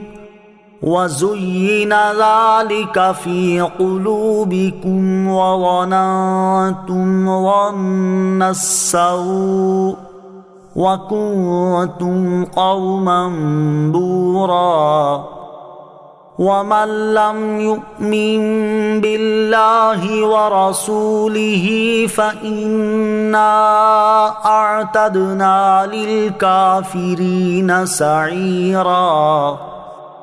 ترجمہ: پیچھے رہ جانے والے دیہاتی اب تم سے کہیں گے کہ ہمیں ہمارے مال اور ہمارے گھر والوں نے مشغول رکھا، تو اب آپ ہمارے لیے مغفرت کی دعا کر دیں۔ وہ اپنی زبانوں سے وہ بات کہتے ہیں جو ان کے دلوں میں نہیں ہے۔ تم فرماؤ، اگر اللہ تمہیں نقصان پہنچانا چاہے یا وہ تمہاری بھلائی کا ارادہ فرمائے تو اللہ کے مقابلے میں کون تمہارے لیے کسی چیز کا اختیار رکھتا ہے؟ بلکہ اللہ تمہارے کاموں سے خبردار ہے۔ بلکہ تم تو یہ سمجھے ہوئے تھے کہ رسول اور مسلمان ہرگز کبھی اپنے گھر والوں کی طرف واپس نہ آئیں گے، اور یہ بات تمہارے دلوں میں بڑی خوبصورت بنا دی گئی تھی، اور تم نے یہ بہت برا گمان کیا تھا، اور تم ہلاک ہونے والے لوگ تھے۔ اور جو اللہ اور اس کے رسول پر ایمان نہ لائے تو بے شک ہم نے کافروں کے لیے بھڑکتی آگ تیار کر رکھی ہے۔ سَيَقُولُ لَكَ الْمُخَلَّفُونَ مِنَ الْأَعْرَابِ، پیچھے رہ جانے والے دیہاتی اب تم سے کہیں گے۔ جب رسول کریم علیہ الصلوۃ والسلام نے حدیبیہ کے سال عمرے کی نیت سے مکہ مکرمہ جانے کا ارادہ فرمایا تو مدینہ منورہ سے قریبی گاؤں والے اور دیہاتی جن کا تعلق غفار، مزینہ، جہینہ، اشجع اور اسلم قبیلے سے تھا، کفار قریش کے خوف سے آپ کے ساتھ نہ گئے، حالانکہ نبی اکرم علیہ الصلوۃ والسلام نے عمرے کا احرام باندھا تھا اور قربانی کے جانور بھی ساتھ تھے، جس سے صاف ظاہر تھا کہ جنگ کا ارادہ نہیں ہے۔ پھر بھی بہت سے دیہاتیوں پر جانا بھاری ہوا اور وہ کام کا بہانہ بنا کر وہیں رہ گئے، اور حقیقت میں ان کو گمان یہ تھا کہ قریش بہت طاقتور ہیں، اس لیے مسلمان ان سے بچ کر نہ آئیں گے بلکہ سب وہیں ہلاک ہو جائیں گے۔ اس آیت اور اس کے بعد والی آیت میں ان دیہاتیوں کے بارے میں خبر دیتے ہوئے اللہ تعالیٰ نے ارشاد فرمایا، اے حبیب علیہ الصلوۃ والسلام، اللہ تعالیٰ کی مدد سے معاملہ ان دیہاتیوں کے خیال کے بالکل برخلاف ہوا ہے، اور جب اس کی خبر پہنچے گی تو انہیں آپ کے ساتھ نہ جانے پر افسوس ہوگا۔ جب آپ واپس آئیں گے اور پیچھے رہ جانے والے دیہاتیوں پر عتاب فرمائیں گے تو وہ معذرت کرتے ہوئے آپ سے کہیں گے، ہمیں ہمارے مال اور ہمارے گھر والوں نے مشغول رکھا، کیونکہ عورتیں اور بچے اکیلے تھے، کوئی ان کی خبر گیری کرنے والا نہ تھا، اس لیے ہم آپ کے ساتھ جانے سے قاصر رہے، تو اب آپ ہمارے لیے مغفرت کی دعا کر دیں تاکہ اللہ تعالیٰ ہمارے اس قصور کو معاف کر دے جو ہم نے آپ کے ساتھ نہ جا کر کیا۔ اے حبیب علیہ الصلوۃ والسلام، یہ لوگ عذر پیش کرنے اور مغفرت طلب کرنے میں جھوٹے ہیں، کیونکہ وہ اپنی زبانوں سے ایسی بات کہتے ہیں جو ان کے دلوں میں نہیں ہے، اور انہیں اس بات کی کوئی پرواہ نہیں کہ آپ ان کے لیے مغفرت طلب کرتے ہیں یا نہیں۔ اور جب یہ لوگ آپ کے سامنے عذر پیش کریں تو ان سے فرما دیں، اگر اللہ تعالیٰ تمہیں نقصان پہنچانا چاہے یا وہ تمہاری بھلائی کا ارادہ فرمائے تو اللہ تعالیٰ کے مقابلے میں کون تمہارے لیے کسی چیز کا اختیار رکھتا ہے۔ اس سے مراد یہ ہے کہ اگر تمہارے مال و اولاد پر آفت آنے والی ہوتی تو تم یہاں رہ کر وہ آفت دور نہ کر دیتے، اور اگر نہ آنے والی ہوتی تو تمہارے جانے سے وہ ہلاک نہ ہو جاتے، پھر تم کیوں ایسی نعمت عظمیٰ یعنی بیعت رضوان سے محروم رہے؟ اور تم یہ نہ سمجھنا کہ مجھے تمہارے اس جھوٹ کی خبر نہیں، بلکہ یاد رکھو اللہ تعالیٰ تمہارے کاموں سے خبردار ہے، اور اس نے وحی کے ذریعے مجھے یہ بتا دیا ہے کہ تمہاری غیر حاضری کی وجہ وہ نہیں جو تم بیان کر رہے ہو، بلکہ اے منافقوں، اس کی اصل وجہ یہ ہے کہ تم تو یہ سمجھے ہوئے تھے کہ رسول کریم علیہ الصلوۃ والسلام اور مسلمان ہرگز کبھی اپنے گھر والوں کی طرف واپس نہ آئیں گے، اور دشمن ان سب کا وہیں خاتمہ کر دیں گے، اور شیطان کی طرف سے یہ بات تمہارے دلوں میں بڑی خوبصورت بنا دی گئی تھی، یہاں تک کہ تم نے اس پر یقین کر لیا اور یہ گمان کر لیا کہ کفر غالب آئے گا، اسلام مغلوب ہو جائے گا اور اللہ تعالیٰ کا وعدہ پورا نہ ہوگا، اور اس گمان کی وجہ سے تم ہلاک ہونے والے اور اللہ تعالیٰ کے عذاب کے مستحق لوگ تھے۔ آیت نمبر 12 سے معلوم ہوا کہ اس سفر میں حضور اقدس علیہ الصلوۃ والسلام کے ساتھ جانے والے 1400 حضرات سب کامل مومن ہیں کہ اللہ تعالیٰ نے انہیں مومنون فرمایا ہے۔ اب جو بدبخت ان میں سے کسی کے ایمان میں شک کرے وہ اس آیت کا منکر ہے۔ وَمَن لَّمْ يُؤْمِن بِاللَّهِ وَرَسُولِهِ، اور جو اللہ اور اس کے رسول پر ایمان نہ لائے۔ اس آیت میں یہ بتایا گیا ہے کہ جو اللہ تعالیٰ پر اور اس کے رسول علیہ الصلوۃ والسلام پر ایمان نہ لائے اور ان میں سے کسی ایک کا بھی منکر ہو وہ کافر ہے، اور اپنے کفر کی وجہ سے اس بھڑکتی آگ کا مستحق ہے جو اللہ تعالیٰ نے کافروں کے لیے تیار کر رکھی ہے۔ وَلِلَّهِ مُلْكُ السَّمَاوَاتِ وَالْأَرْضِ يَغْفِرُ لِمَن يَشَاءُ وَيُعَذِّبُ مَن يَشَاءُ وَكَانَ اللَّهُ غَفُورًا رَحِيمًا۔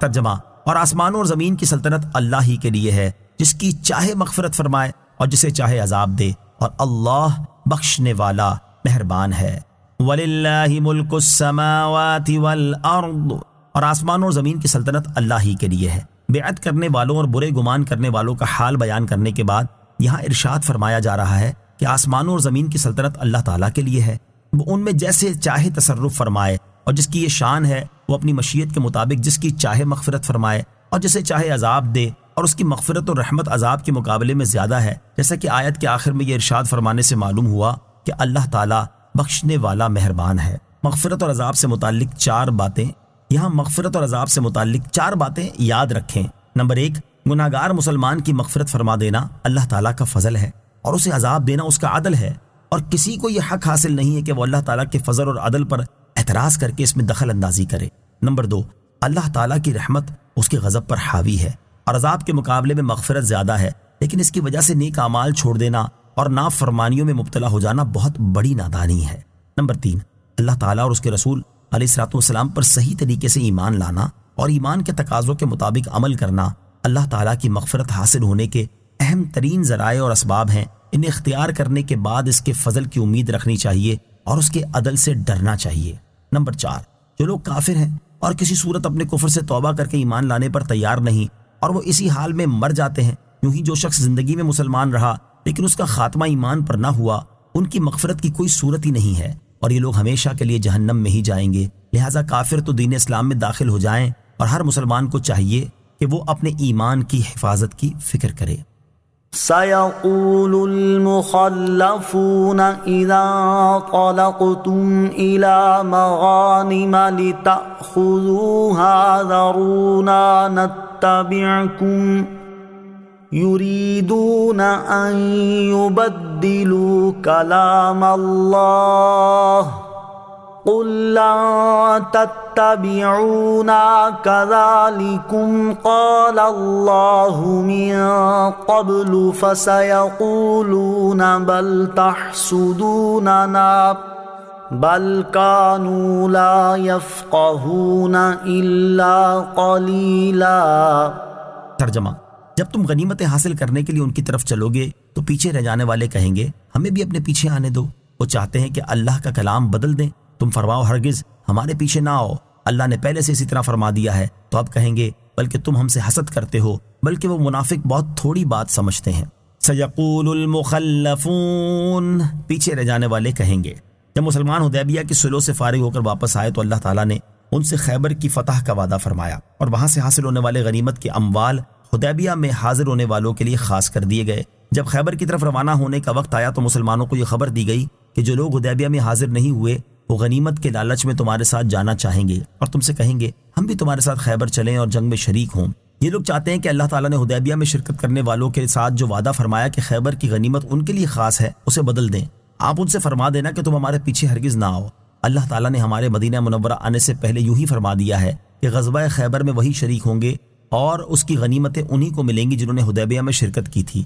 اور ہم تمہیں اپنے ساتھ آنے کی اجازت دے کر اس حکم کی خلاف ورزی نہیں کر سکتے۔ یہ جواب سن کر وہ صحابہ کرام علیہ رضوان سے کہیں گے ایسی بات نہیں ہے، بلکہ حقیقت یہ ہے کہ تم ہم سے حسد کرتے ہو اور یہ گوارا نہیں کرتے کہ ہم تمہارے ساتھ غنیمت کا مال پائیں۔ صحابہ کرام علیہ رضوان میں تو حسد کا شائبہ تک نہیں، بلکہ وہ منافق دین کی بہت تھوڑی بات سمجھتے ہیں، اور ان کا حال یہ ہے کہ محض دنیا کی بات سمجھتے ہیں، حتیٰ کہ ان کا زبانی اقرار بھی دنیا ہی کی غرض سے تھا اور آخرت کے امور کو بالکل نہیں سمجھتے۔ یہاں فتح خیبر اور اس سے حاصل ہونے والی غنیمت کی تقسیم سے متعلق مزید 2 باتیں سماعت کیجیے۔ نمبر 1، صلح حدیبیہ 6 ہجری میں ہوئی اور فتح خیبر 7 ہجری میں۔ خیبر نہایت آسانی سے فتح ہو گیا اور وہاں مسلمانوں کو بہت غنیمتیں ملیں۔ نمبر 2، حضرت جعفر رضی اللہ تعالیٰ عنہ اپنے ساتھیوں کے ہمراہ جنگ خیبر کے موقع پر حبشہ سے پہنچے تو حضور علیہ الصلوۃ والسلام نے انہیں بھی غنیمت سے حصہ دیا۔ یہ عطیہ سلطانی تھا، لہذا اس عطا کی وجہ سے آپ علیہ الصلوۃ والسلام پر کوئی اعتراض نہیں کیا جا سکتا۔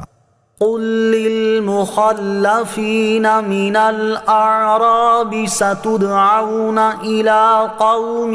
أولي بأس شديد تقاتلونهم أو يسلمون فإن تطيعوا يؤتكم الله أجرا حسنا وَإِن تَتَوَلَّوْا كَمَا تَوَلَّيْتُم مِّن قَبْلُ يُعَذِّبْكُمْ عَذَابًا أَلِيمًا۔ ترجمہ، پیچھے رہ جانے والے دیہاتیوں سے فرماؤ ان قریب تمہیں ایک سخت لڑائی والی قوم کی طرف بلایا جائے گا، تم ان سے لڑو گے یا وہ مسلمان ہو جائیں گے، پھر اگر تم فرما برداری کرو گے تو اللہ تمہیں اچھا ثواب دے گا، اور اگر پھرو گے جیسے تم اس سے پہلے پھر گئے تھے تو وہ تمہیں دردناک عذاب دے گا۔ قل للمخلفین من الاعراب، پیچھے رہ جانے والے دیہاتیوں سے فرماؤ۔ اللہ تعالیٰ نے اپنے حبیب علیہ الصلوۃ والسلام کو یہ حکم دیا کہ وہ حدیبیہ میں شریک نہ ہونے والے دیہاتیوں کو جنگ خیبر میں اپنے ساتھ آنے سے منع کر دیں، اور ان دیہاتیوں کا حال یہ تھا کہ ان کا تعلق مختلف قبائل سے تھا، اور ان میں بعض ایسے بھی تھے جن کے تائب ہونے کی امید تھی، اور بعض ایسے بھی تھے جو نفاق میں بہت پختہ اور سخت تھے۔ اللہ تعالیٰ کو انہیں آزمائش میں ڈالنا منظور ہوا تاکہ توبہ کرنے والے اور نہ کرنے والے میں فرق ہو جائے، اس لیے حکم ہوا کہ اے حبیب علیہ الصلوۃ والسلام ان دیہاتیوں سے فرما دیجئے ان قریب تمہیں ایک سخت لڑائی کرنے والی قوم کی طرف بلایا جائے گا تاکہ تم ان سے جنگ کرو یا وہ لوگ مسلمان ہو جائیں، پھر اگر تم بلانے والے کی فرما برداری کرو گے تو اللہ تعالیٰ تمہیں دنیا میں غنیمت اور آخرت میں جنت کی صورت میں اچھا اجر دے گا، اور اگر فرما برداری کرنے سے پھرو گے جیسے تم اس سے پہلے حدیبیہ کے موقع پر پھر گئے تھے تو وہ تمہیں آخرت میں دردناک عذاب دے گا۔ سخت لڑائی والی قوم سے کون لوگ مراد ہیں، ان کے بارے میں مفسرین کے مختلف اقوال ہیں، ان میں سے 2 قول یہ ہیں۔ نمبر 1، ان سے یمامہ کے رہائشی بنو حنیفہ مراد ہیں جو کہ مسیلمہ کذاب کی قوم کے لوگ ہیں، اور ان سے جنگ کرنے کے لیے حضرت ابوبکر صدیق رضی اللہ تعالیٰ عنہ نے دعوت دی۔ حضرت رافع بن خدیج رضی اللہ تعالیٰ عنہ فرماتے ہیں اللہ عز و جل کی قسم ہم اس آیت کو پہلے پڑھتے تھے اور ہمیں معلوم نہیں تھا کہ اس جنگجو قوم سے کون سی قوم مراد ہے، حتیٰ کہ حضرت ابوبکر صدیق رضی اللہ تعالیٰ عنہ نے ہمیں بنو حنیفہ کے خلاف جنگ کی دعوت دی،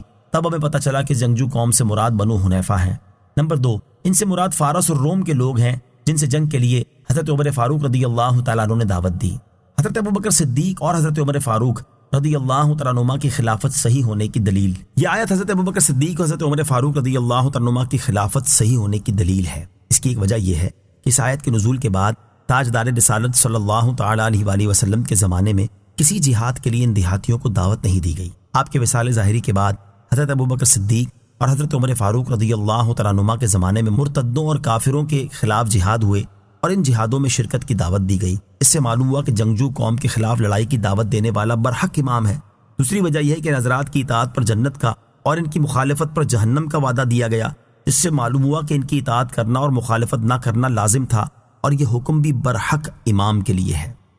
ليس على الأعمى حرج ولا على الأعرج حرج ولا على المريض حرج ومن يطع الله ورسوله يدخله جنات تجري من تحتها الأنهار ومن يتول يعذبه عذابا أليما۔ ترجمہ: اندھے پر کوئی تنگی نہیں، اور نہ لنگڑے پر کوئی مضائقہ، اور نہ بیمار پر کوئی حرج ہے، اور جو اللہ اور اس کے رسول کا حکم مانے تو اللہ اسے باغوں میں داخل فرمائے گا جن کے نیچے نہریں بہتی ہیں، اور جو پھرے اللہ اسے دردناک عذاب دے گا۔ لیس علی الاعمی حرج، اندھے پر کوئی تنگی نہیں۔ شان نزول: جب اوپر کی آیت نازل ہوئی تو جو لوگ اپاہج اور معذور تھے انہوں نے عرض کی، یا رسول اللہ صلی اللہ تعالیٰ علیہ وآلہ وسلم، ہمارا کیا حال ہوگا؟ اس پر یہ آیت کریمہ نازل ہوئی اور فرمایا گیا، جہاد سے رہ جانے کی صورت میں اندھے پر کوئی تنگی نہیں، اور نہ لنگڑے پر کوئی مضائقہ، اور نہ بیمار پر کوئی حرج ہے۔ یہ عذر ظاہر ہے، اور ان کے لیے جہاد میں حاضر نہ ہونا جائز ہے، کیونکہ نہ یہ لوگ دشمن پر حملہ کرنے کی طاقت رکھتے ہیں، نہ اس کے حملے سے بچنے اور بھاگنے کی۔ یاد رہے کہ انہی کے حکم میں وہ بوڑھے اور ضعیف افراد بھی داخل ہیں جنہیں نشست و برخاست کی طاقت نہیں، اسی طرح وہ بیمار بھی داخل ہیں جنہیں دمہ، کھانسی یا جن کی تلی بہت بڑھ گئی ہے اور انہیں چلنا پھرنا دشوار ہے۔ ظاہر ہے کہ یہ عذر جہاد سے روکنے والے ہیں۔ ان کے علاوہ اور بھی آزار ہیں جن کے ہوتے ہوئے جہاد میں شرکت نہ کرنا جائز ہے، مثلا انتہا درجے کی محتاجی، اور سفر کے لیے درکار ضروری چیزوں پر قدرت نہ رکھنا، یا ایسی ضروری مجبوریات جو سفر سے مانع ہوں، جیسے کسی ایسے مریض کی خدمت میں مصروف ہے جس کی خدمت کرنا اس پر لازم ہے اور اس کے سوا کوئی اس خدمت کو انجام دینے والا نہیں ہے۔ وَمَن يُطِعِ اللَّهَ وَرَسُولَهُ، اور جو اللہ اور اس کے رسول کا حکم مانے۔ ارشاد فرمایا کہ جو شخص جہاد اور اس کے علاوہ دیگر احکام میں اللہ تعالیٰ اور اس کے رسول علیہ الصلوۃ والسلام کا حکم مانے گا، اس کی جزا کے طور پر اللہ تعالیٰ اسے ایسے باغوں میں داخل فرمائے گا جن کے نیچے نہریں بہتی ہیں، اور جو اطاعت سے اعراض کرے گا اور کفر و نفاق پر ہی قائم رہے گا تو اس کی سزا کے طور پر اللہ تعالیٰ اسے آخرت میں دردناک عذاب دے گا۔ لقد رضي الله عن المؤمنين إذ يبايعونك تحت الشجرة فعلم ما في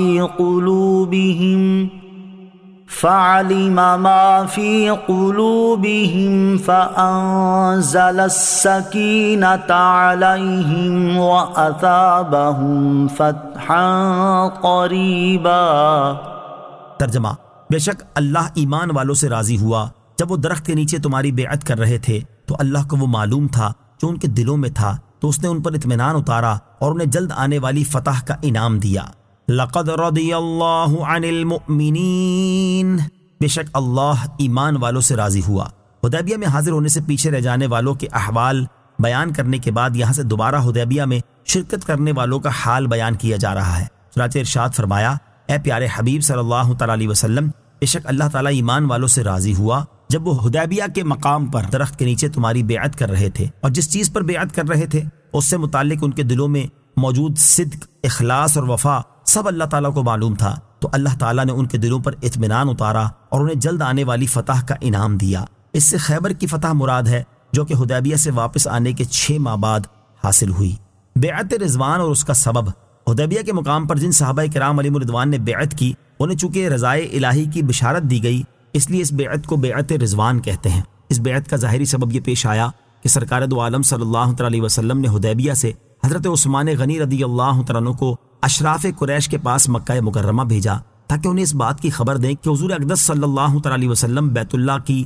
زیارت کے لیے عمرے کے ارادے سے تشریف لائے ہیں اور آپ کا ارادہ جنگ کرنے کا نہیں ہے، اور ان سے یہ بھی فرمانا تھا کہ جو کمزور مسلمان وہاں ہیں انہیں اطمینان دلا دیں کہ مکہ مکرمہ ان قریب فتح ہوگا اور اللہ تعالیٰ اپنے دین کو غالب فرمائے گا۔ حضرت عثمان غنی رضی اللہ عنہ سرداران قریش کے پاس تشریف لے گئے اور انہیں خبر دی۔ قریش اس بات پر متفق رہے کہ نبی کریم علیہ الصلوۃ والسلام اس سال تو تشریف نہ لائیں، اور حضرت عثمان غنی رضی اللہ عنہ سے کہا کہ اگر آپ کعبہ معظمہ کا طواف کرنا چاہیں تو کر لیں۔ حضرت عثمان غنی رضی اللہ عنہ نے فرمایا، ایسا نہیں ہو سکتا کہ میں رسول کریم علیہ الصلوۃ والسلام کے بغیر طواف کروں۔ ادھر حدیبیہ میں موجود مسلمانوں نے کہا، حضرت عثمان بڑے خوش نصیب ہیں جو کعبہ معظمہ پہنچے اور طواف سے مشرف ہوئے۔ حضور انور علیہ الصلوۃ والسلام نے ارشاد فرمایا، میں جانتا ہوں کہ وہ ہمارے بغیر طواف نہ کریں گے۔ حضرت عثمان غنی رضی اللہ تعالیٰ عنہ نے نبی اکرم علیہ الصلوۃ والسلام کے حکم کے مطابق مکہ مکرمہ کے کمزور مسلمانوں کو فتح کی بشارت بھی پہنچائی۔ پھر قریش نے حضرت عثمان غنی رضی اللہ تعالیٰ عنہ کو روک لیا اور حدیبیہ میں یہ خبر مشہور ہو گئی کہ حضرت عثمان غنی رضی اللہ تعالیٰ عنہ شہید کر دیے گئے ہیں۔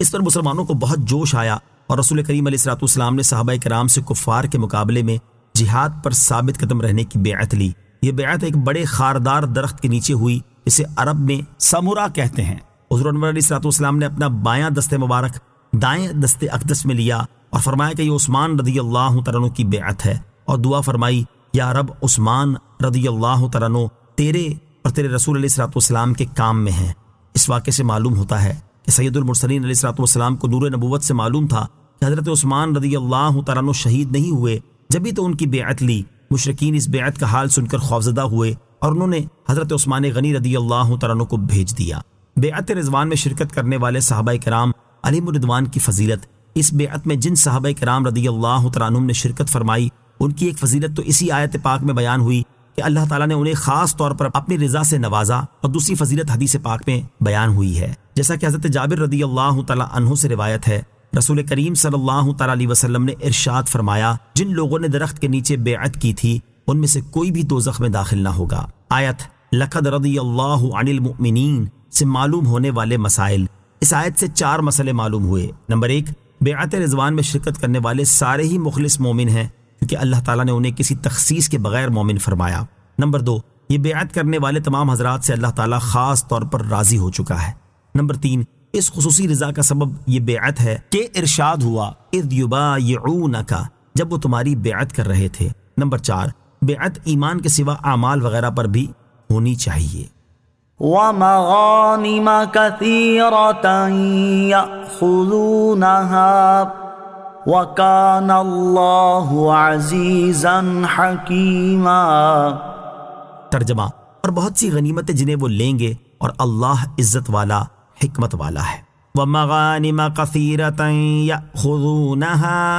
اور بہت سی غنیمتیں جنہیں وہ لیں گے، یعنی حدیبیہ میں شرکت کرنے والوں کو اللہ تعالیٰ دنیاوی انعام کے طور پر خیبر کی فتح عطا فرمائے گا، اور اس فتح میں غنیمت کے طور پر خیبر والوں کے بہت سے اموال بھی عطا فرمائے گا جنہیں وہ لیں گے۔ اور اللہ تعالیٰ کی شان یہ ہے کہ اس کی قدرت و غلبہ کامل ہے، اور وہ تمہاری مدد سے بے نیاز ہے اور کامل حکمت والا ہے، اسی لیے اس نے اپنے دشمنوں کو تمہارے ہاتھوں سے ہلاک کروایا تاکہ تمہیں ثواب ملے۔ یاد رہے کہ خیبر کا علاقہ بڑا زرخیز تھا، یہاں عمدہ کھجوریں بکثرت پیدا ہوتی تھیں، اور یہاں کے یہودی مالدار بھی بہت تھے۔ جب خیبر فتح ہوا تو ان کے اموال رسول کریم علیہ الصلوۃ والسلام نے صحابہ کرام میں تقسیم فرمائے۔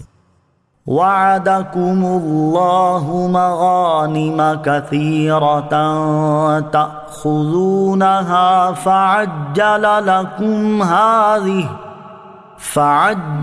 لكم هذه وكف أيدي الناس عنكم وَلِتَكُونَ آيَةً لِّلْمُؤْمِنِينَ وَيَهْدِيَكُمْ صِرَاطًا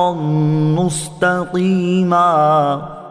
ترجمہ، اور اللہ نے تم سے بہت سی غنیمتوں کا وعدہ کیا ہے جو تم حاصل کرو گے تو تمہیں یہ جلد عطا فرما دی، اور لوگوں کے ہاتھ تم سے روک دیے، اور تاکہ ایمان والوں کے لیے نشانی ہو اور تاکہ وہ تمہیں سیدھا راستہ دکھائے۔ وَعَدَكُمُ اللَّهُ مَغَانِمَ كَثِيرَةً، اور اللہ نے تم سے بہت سی غنیمتوں کا وعدہ کیا ہے، یعنی اے حدیبیہ میں شرکت کرنے والو، اللہ تعالیٰ نے تم سے خیبر کے علاوہ بھی بہت سے اموال غنیمت کا وعدہ کیا ہے جنہیں تم آئندہ فتوحات کے ذریعے حاصل کرتے رہو گے۔ سر دست تمہیں یہ خیبر کی غنیمت عطا فرما دی اور لوگوں کے ہاتھ تم سے روک دیے۔ اس سے مراد یہ ہے کہ خیبر والوں کے ہاتھ مسلمانوں سے روک دیے کہ اللہ تعالیٰ نے ان کے دلوں میں رعب ڈال دیا، جس کی وجہ سے وہ کثیر تعداد اور حربی قوت ہونے کے باوجود مسلمانوں پر فتح حاصل نہ کر سکے، یا یہ مراد ہے کہ مسلمانوں کے اہل و عیال سے لوگوں کے ہاتھ روک دیے کہ وہ خوفزدہ ہو کر انہیں نقصان نہ پہنچا سکے۔ اس کا واقعہ یہ ہوا کہ جب مسلمان جنگ خیبر کے لیے روانہ ہوئے تو خیبر والوں کے حلیف بنی اسد و غطفان نے چاہا کہ مسلمانوں کے پیچھے مدینہ طیبہ پر حملہ کر کے ان کے اہل و عیال کو لوٹ لیں۔ اللہ تعالیٰ نے ان کے دلوں میں ایسا رعب ڈالا کہ انہیں اس کی ہمت ہی نہ ہوئی۔ وَلِتَكُونَ آيَةً لِّلْمُؤْمِنِينَ، اور تاکہ ایمان والوں کے لیے نشانی ہو، یعنی یہ غنیمت دینا اور دشمنوں کے ہاتھ روک دینا اس لیے کیا تاکہ یہ ایمان والوں کے لیے اللہ تعالیٰ کی مدد کی نشانی ہو، اور وہ اپنی آنکھوں سے بھی دیکھ لیں کہ رسول کریم علیہ الصلوۃ والسلام نے جو غیب کی خبر دی وہ سچی ہے، اور تاکہ اے ایمان والو اللہ تعالیٰ تمہیں اپنے رب پر توکل کرنے اور اپنے کام اس کے سپرد کر دینے کا سیدھا راستہ دکھائے جس سے بصیرت اور یقین زیادہ ہو۔ اس سے معلوم ہوا کہ صلح حدیبیہ میں حاضر ہونے والے مومنین ہدایت پر تھے اور ہدایت پر رہے، ان میں سے کوئی ہدایت سے نہ ہٹا، تو جو اس کا انکار کرے وہ اس آیت کا منکر ہے۔ وَأُخْرَى لَمْ تَقْدِرُوا عَلَيْهَا قَدْ أَحَاطَ اللَّهُ بِهَا وَكَانَ اللَّهُ عَلَى كُلِّ شَيْءٍ قَدِيرًا۔ ترجمہ، اور دوسری غنیمتوں کا بھی وعدہ فرمایا ہے جن پر تمہیں قدرت نہیں، انہیں اللہ نے گھیر رکھا ہے اور اللہ ہر چیز پر قادر ہے۔ وَأُخْرَى لَمْ تَقْدِرُوا عَلَيْهَا، اور دوسری غنیمتوں کا جن پر تمہیں قدرت نہیں، یعنی اللہ تعالیٰ نے ایک اور علاقے کی فتح اور اس سے حاصل ہونے والے اموال غنیمت کا تم سے وعدہ فرمایا ہے جسے فتح کرنے پر تمہیں قدرت نہ تھی۔ اللہ تعالیٰ نے تمہارے لیے انہیں گھیر رکھا ہے تاکہ تم ان پر فتح و غنیمت حاصل کرو۔ حضرت عبداللہ ابن عباس رضی اللہ تعالیٰ عنہما فرماتے ہیں، اس علاقے سے فارس اور روم مراد ہے۔ اہل عرب ان سے جنگ کرنے پر قادر نہ تھے، یہاں تک کہ اللہ تعالیٰ نے انہیں دین اسلام سے مشرف فرمایا اور اس کی برکت سے عرب والوں کو اہل فارس اور روم سے جنگ کرنے کی قدرت عطا فرما دی۔ بعض مفسرین فرماتے ہیں اس سے خیبر مراد ہے جس کا اللہ تعالیٰ نے پہلے سے وعدہ فرمایا تھا اور مسلمانوں کو کامیابی کی امید نہ تھی، اللہ تعالیٰ نے انہیں فتح دی۔ ایک قول یہ ہے کہ اس سے فتح مکہ مراد ہے اور ایک قول یہ ہے کہ اس سے ہر وہ فتح مراد ہے جو اللہ تعالیٰ نے مسلمانوں کو عطا فرمائی۔ وَلَوْ قَاتَلَكُمُ الَّذِينَ كَفَرُوا لَوَلَّوُا الْأَدْبَارَ ثُمَّ لَا يَجِدُونَ وَلِيًّا وَلَا نَصِيرًا۔ ترجمہ، اور اگر کافر تم سے لڑیں گے تو ضرور تمہارے مقابلے سے پیٹھ پھیر دیں گے، پھر وہ کوئی حمایتی اور مددگار نہ پائیں گے۔ وَلَوْ قَاتَلَكُمُ الَّذِينَ كَفَرُوا، اور اگر کافر تم سے لڑیں گے، یعنی اہل مکہ اگر صلح کرنے کی بجائے جنگ کرتے یا اہل خیبر کے حلیف قبیلہ اسد اور قبیلہ غطفان کے لوگ تم سے جنگ کرنے کی ہمت کریں تو یہ لوگ تمہارے مقابلے میں ضرور پیٹھ پھیر کر بھاگ جائیں گے، تم ہی ان پر غالب آؤ گے اور انہیں شکست ہوگی، پھر وہ اپنا کوئی حمایتی اور مددگار نہ پائیں گے۔ بعض علماء فرماتے ہیں کہ اگر اب بھی مسلمان صحیح مسلمان ہو کر، یعنی صحیح طریقے سے اسلامی احکام پر عمل کر کے اللہ تعالیٰ کی رضا کے لیے جنگ کریں تو بدر و حنین کے نظارے نظر آ سکتے ہیں۔ سنت اللہ التي قد خلت من قبل ولا تجد لسنت اللہ تبدیلا۔ ترجمہ، اللہ کا دستور ہے جو پہلے لوگوں میں گزر چکا ہے اور تم ہرگز اللہ کے دستور میں تبدیلی نہ پاؤ گے۔ سنت اللہ التي قد خلت من قبل، اللہ کا دستور ہے جو پہلے لوگوں میں گزر چکا ہے۔ ارشاد فرمایا کہ اللہ تعالیٰ کا دستور ہے کہ وہ ایمان والوں کی مدد فرماتا اور کافروں پر قہر فرماتا ہے، جیسا کہ گزشتہ امتوں کے حالات سے ظاہر ہے، اور تم ہرگز اللہ تعالیٰ کے اس دستور میں تبدیلی نہ پاؤ گے۔ یعنی یہ کبھی نہ ہوگا کہ اللہ تعالیٰ کفار کے مقابلے میں ایمان والوں کی مدد بلا وجہ نہ فرمائے۔ اگر کبھی مسلمان شکست کھا جائیں تو یا ان کی اپنی غلطی ہوگی یا اس میں اللہ تعالیٰ کی خاص حکمت ہوگی، اور یہ شکست بھی عارضی ہوگی۔ اس سے معلوم ہوا کہ بہت دفعہ مسلمانوں کا مغلوب ہو جانا اس آیت کے خلاف نہیں ہے، اور کافروں کے غلبے کو بنیاد بنا کر اس آیت پر اعتراض نہیں کیا جا سکتا۔ وَهُوَ الَّذِي كَفَّ أَيْدِيَهُمْ عَنكُمْ وَأَيْدِيَكُمْ عَنْهُمْ بِبَطْنِ مَكَّةَ مِنْ بَعْدِ أَنْ أَظْفَرَكُمْ عَلَيْهِمْ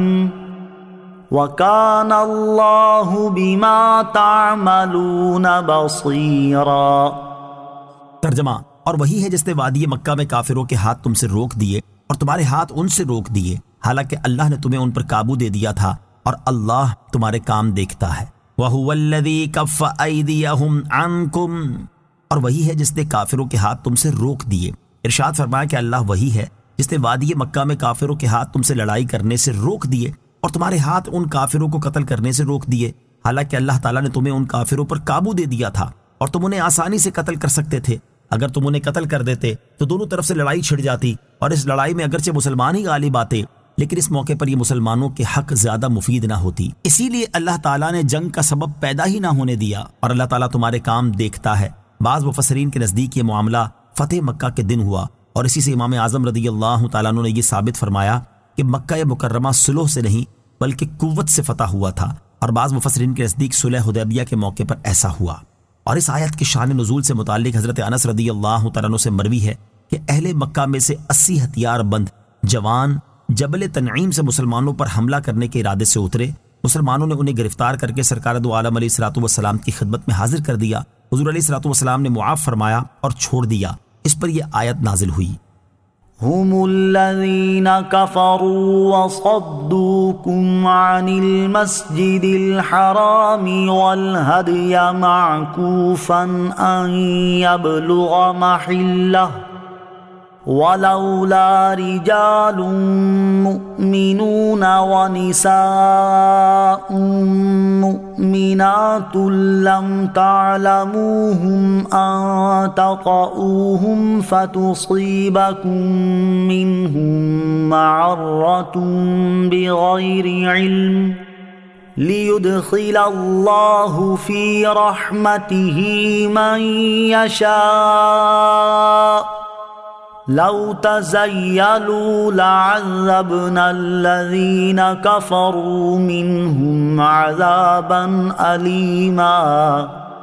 ترجمہ، وہ وہی لوگ ہیں جنہوں نے کفر کیا اور تمہیں مسجد حرام سے روکا اور قربانی کے جانوروں کو روکا، اس حال میں کہ وہ اپنی قربانی کی جگہ پہنچنے سے رکے ہوئے تھے۔ اور اگر مکہ میں کچھ مسلمان مرد اور مسلمان عورتیں نہ ہوتے جن کی تمہیں خبر نہیں، اور یہ بات نہ ہوتی کہ تم انہیں روند ڈالو گے، پھر تمہیں ان کی طرف سے لا علمی میں کوئی ناپسندیدہ بات پہنچے گی، تو ہم تمہیں کفار مکہ سے جہاد کی اجازت دے دیتے۔ ان کا یہ بچاؤ اس لیے ہے کہ اللہ اپنی رحمت پہ داخل کرتا ہے جسے چاہتا ہے۔ اگر مسلمان وہاں سے ہٹ جاتے تو ہم ضرور ان میں سے کافروں کو دردناک عذاب دیتے۔ هم الذین کفروا، وہ وہی لوگ ہیں جنہوں نے کفر کیا، یعنی کفار مکہ وہی لوگ ہیں جنہوں نے کفر کیا اور تمہیں حدیبیہ کے مقام پر مسجد حرام تک پہنچنے اور کعبہ معظمہ کا طواف کرنے سے روکا، اور قربانی کے جانوروں کو حرم میں موجود اس مقام پر پہنچنے سے روکا جہاں انہیں ذبح کیا جانا تھا۔ اور اگر یہ بات نہ ہوتی کہ کچھ مسلمان مرد اور کچھ مسلمان عورتیں مکہ مکرمہ میں موجود ہیں جنہیں تم پہچانتے نہیں، تو کہیں ایسا نہ ہو کہ اپنے حملے میں تم انہیں بھی روند ڈالو، پھر تمہیں اس پر افسوس ہو کہ تم نے اپنے ہاتھوں اپنے مسلمان بھائیوں کو شہید کر دیا۔ اگر یہ بات نہ ہوتی تو ہم تمہیں اہل مکہ سے جہاد کی اجازت دے دیتے، لیکن مسلمان مردوں عورتوں کی مکہ میں موجودگی کی وجہ سے ابھی تک مکہ کے کافروں کی بھی بچت ہو رہی ہے، اور ان کا یہ بچاؤ اس لیے ہے کہ اللہ تعالیٰ جسے چاہتا ہے اپنی رحمت میں داخل کرتا ہے۔ اگر مسلمان کافروں سے ممتاز ہو جاتے تو اس وقت ہم ضرور اہل مکہ میں سے کافروں کو تمہارے ہاتھ سے قتل کرا کے اور تمہاری قید میں لا کر دردناک عذاب دیتے۔ نیک بندوں کے طفیل بدکاروں سے عذاب ٹل جاتا ہے۔ اس آیت سے معلوم ہوا کہ نیک بندوں کے طفیل بدکاروں سے عذاب ٹل جاتا ہے، جیسے آیت میں مسلمانوں کی وجہ سے کافروں سے عذاب کے مؤخر ہونے کا تذکرہ ہے۔ اور یہ معاملہ صرف دنیا میں نہیں بلکہ مسلمان گناہ گاروں کے حق میں قبر و آخرت میں بھی نیکوں کے قرب کی برکتیں ہوتی ہیں۔ اسی مناسبت سے یہاں ایک حکایت ملاحظہ ہو۔ چنانچہ اعلیٰ حضرت امام احمد رضا خان رحمۃ اللہ تعالی فرماتے ہیں، میں نے حضرت میاں صاحب قبلہ قدس سرہ کو فرماتے سنا، ایک جگہ کوئی قبر کھل گئی اور مردہ نظر آنے لگا۔ دیکھا کہ گلاب کی 2 شاخیں اس کے بدن سے لپٹی ہیں اور گلاب کے 2 پھول اس کے نتھروں پر رکھے ہیں۔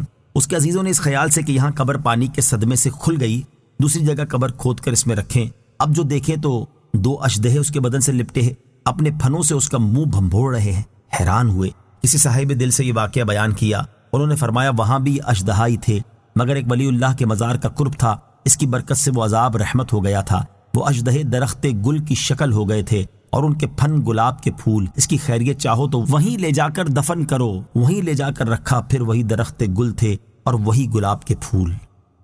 إذ جعل الذين كفروا في قلوبهم الحمية حمية الجاهلية فأنزل الله سكينته على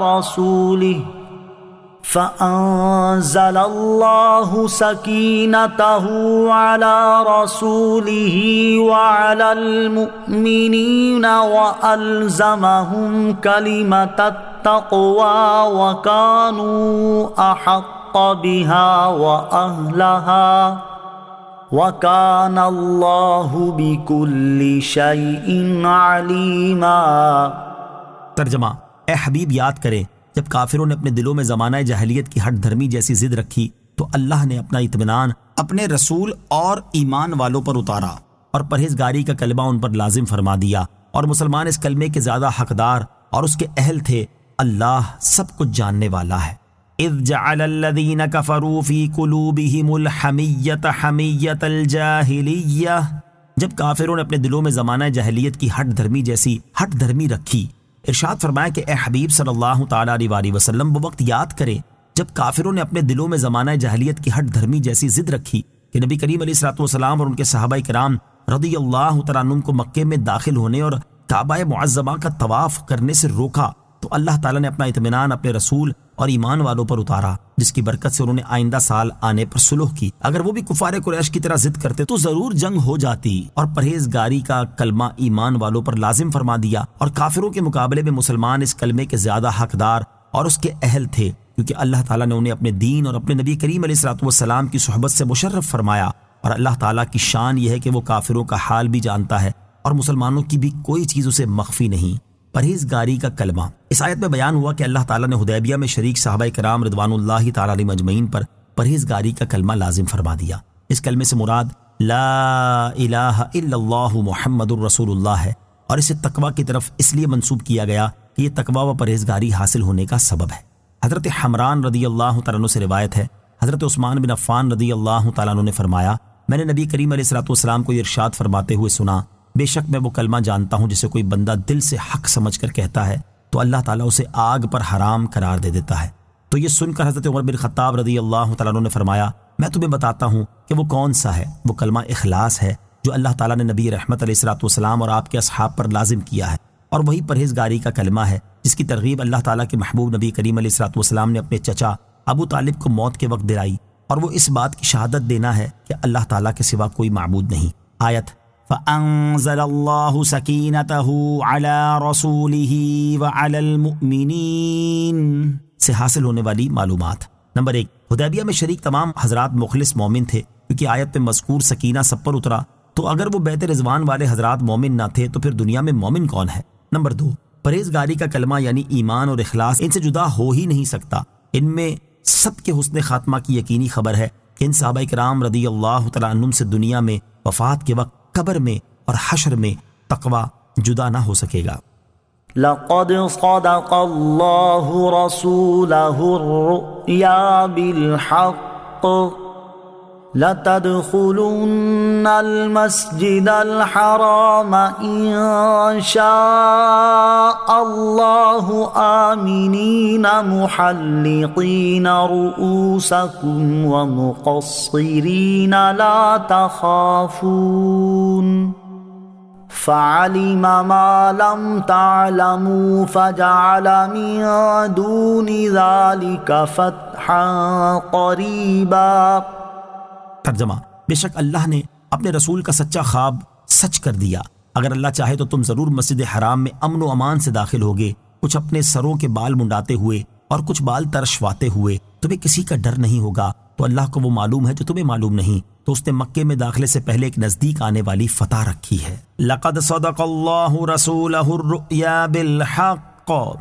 بے شک اللہ نے اپنے رسول کا سچا خواب سچ کر دیا۔ شان نزول، رسول کریم علیہ الصلوۃ والسلام نے حدیبیہ کا قصد فرمانے سے پہلے مدینہ طیبہ میں خواب دیکھا تھا کہ آپ اپنے اصحاب رضی اللہ تعالیٰ عنہم کے ساتھ مکہ معظمہ میں امن سے داخل ہوئے، اور اصحاب میں سے بعض نے سر کے بال مڈائے اور بعض نے ترشوائے۔ یہ خواب آپ نے اپنے اصحاب رضی اللہ تعالیٰ عنہم سے بیان فرمایا تو انہیں خوشی ہوئی، اور انہوں نے خیال کیا کہ اسی سال وہ مکہ مکرمہ میں داخل ہوں گے۔ جب مسلمان حدیبیہ سے صلح کے بعد واپس ہوئے اور اس سال مکہ مکرمہ میں ان کا داخلہ نہ ہوا تو منافقین نے مذاق اڑایا، طعنے دیے اور کہا اس خواب کا کیا ہوا؟ اس پر اللہ تعالیٰ نے یہ آیت نازل فرمائی اور اس خواب کے مضمون کی تصدیق فرمائی کہ ضرور ایسا ہوگا۔ چنانچہ اگلے سال ایسا ہی ہوا، اور مسلمان اگلے سال بڑی شان و شوکت کے ساتھ مکہ مکرمہ میں فاتحانہ داخل ہوئے۔ آیت کا خلاصہ یہ ہے کہ بے شک اللہ تعالیٰ نے اپنے حبیب علیہ الصلوۃ والسلام کا سچا خواب سچ کر دیا، اگر اللہ تعالیٰ چاہے تو تم ضرور مسجد حرام میں امن و امان سے داخل ہوگے، کچھ اپنے سروں کے تمام بال منڈواتے ہوئے، کچھ تھوڑے سے بال ترشواتے ہوئے،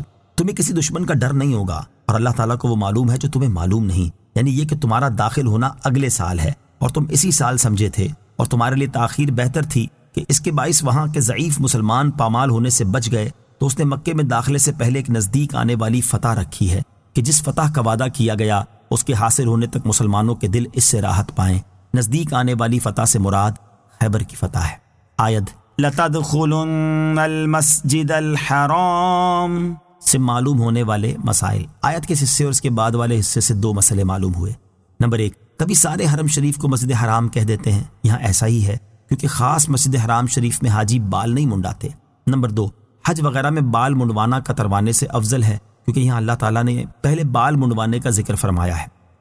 هو الذي أرسل رسوله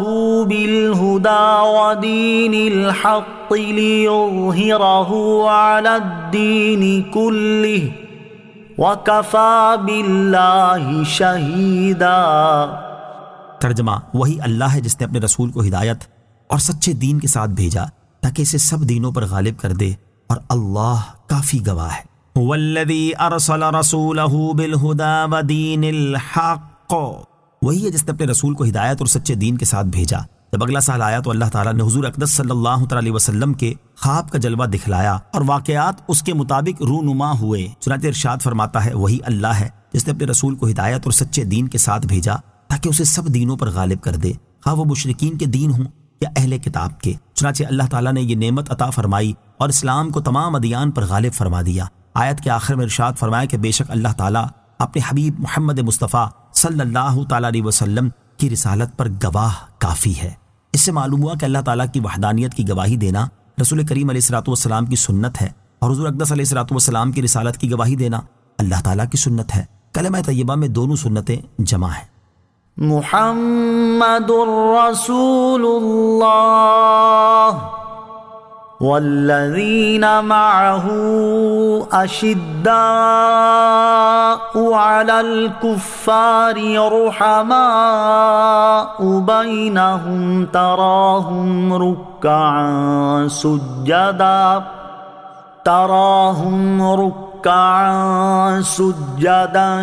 یبتغون فضلا من اللہ ورضوانا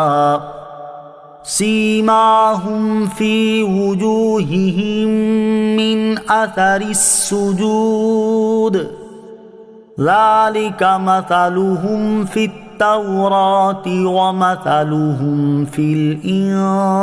الانجیل كزرع أخرج شطأه فآزره فاستغلظ فاستوى على سوقه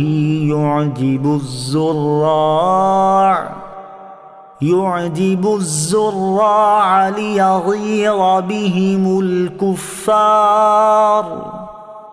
وعد الله الذين آمنوا وعملوا الصالحات منهم مغفرة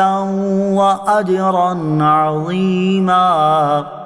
ترجمہ، محمد اللہ کے رسول ہیں اور ان کے ساتھ والے کافروں پر سخت، آپس میں نرم دل ہیں۔ تو انہیں رکوع کرتے ہوئے، سجدے کرتے ہوئے دیکھے گا۔ اللہ کا فضل و رضا چاہتے ہیں۔ ان کی علامت ان کے چہروں میں سجدوں کے نشان سے ہے۔ یہ ان کی صفت تورات میں مذکور ہے اور ان کی صفت انجیل میں مذکور ہے۔ ان کی صفت ایسے ہے جیسے کھیتی ہو، جس نے اپنی باریک سی کونپل نکالی، پھر اسے طاقت دی، پھر وہ موٹی ہو گئی، پھر اپنے تنے پر سیدھی کھڑی ہو گئی۔ کسانوں کو اچھی لگتی ہے۔ اللہ نے مسلمانوں کی یہ شان اس لیے بڑھائی تاکہ ان سے کافروں کے دل جلائے۔ اللہ نے ان میں سے ایمان والوں اور اچھے کام کرنے والوں سے بخشش اور بڑے ثواب کا وعدہ فرمایا ہے۔ محمد الرسول اللہ،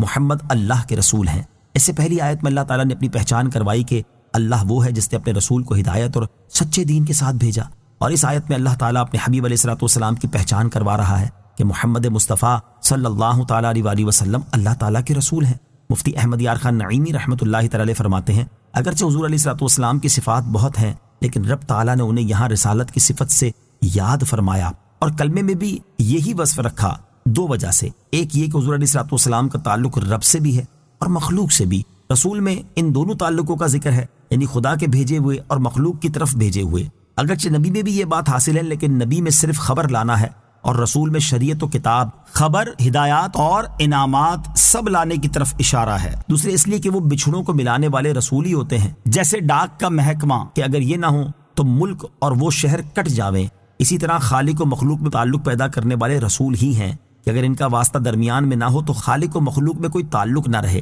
حضور علیہ الصلوۃ والسلام اللہ عز و جل کے رسول ہیں کہ اس کی نعمتیں ہم تک پہنچاتے ہیں، اور ہمارے رسول ہیں کہ ہماری درخواستیں بارگاہ رب میں پیش فرماتے ہیں اور ہمارے گناہ وہاں پیش کر کے معاف کراتے ہیں۔ جو کہے کہ ہم خود رب عز و جل تک پہنچ جائیں گے، وہ در پردہ حضور علیہ الصلوۃ والسلام کی رسالت کا منکر ہے۔ اگر ہم وہاں خود پہنچ جاتے تو رسول کی کیا ضرورت تھی؟ رب عز و جل غنی ہو کر بغیر واسطہ ہم سے تعلق نہیں رکھتا تو ہم محتاج اور ضعیف ہو کر واسطے کے بغیر رب تعالیٰ سے تعلق کیسے رکھ سکتے ہیں؟ والذین معه اشداء علی الکفار رحماء بینہم، اور ان کے ساتھ والے کافروں پر سخت، آپس میں نرم دل ہیں۔ آیت کے اس حصے سے اللہ تعالیٰ نے اپنے حبیب علیہ الصلوۃ والسلام کے صحابہ رضی اللہ تعالیٰ عنہم کے اوصاف بیان فرما کر ان کی پہچان کروائی ہے۔ چنانچہ ارشاد فرمائے کہ جو لوگ میرے حبیب علیہ الصلوۃ والسلام کے ساتھ ہیں وہ کافروں پر سخت ہیں اور ایک دوسرے پر مہربان ہیں۔ صحابہ کرام رضی اللہ تعالیٰ عنہم کی کافروں پر سختی،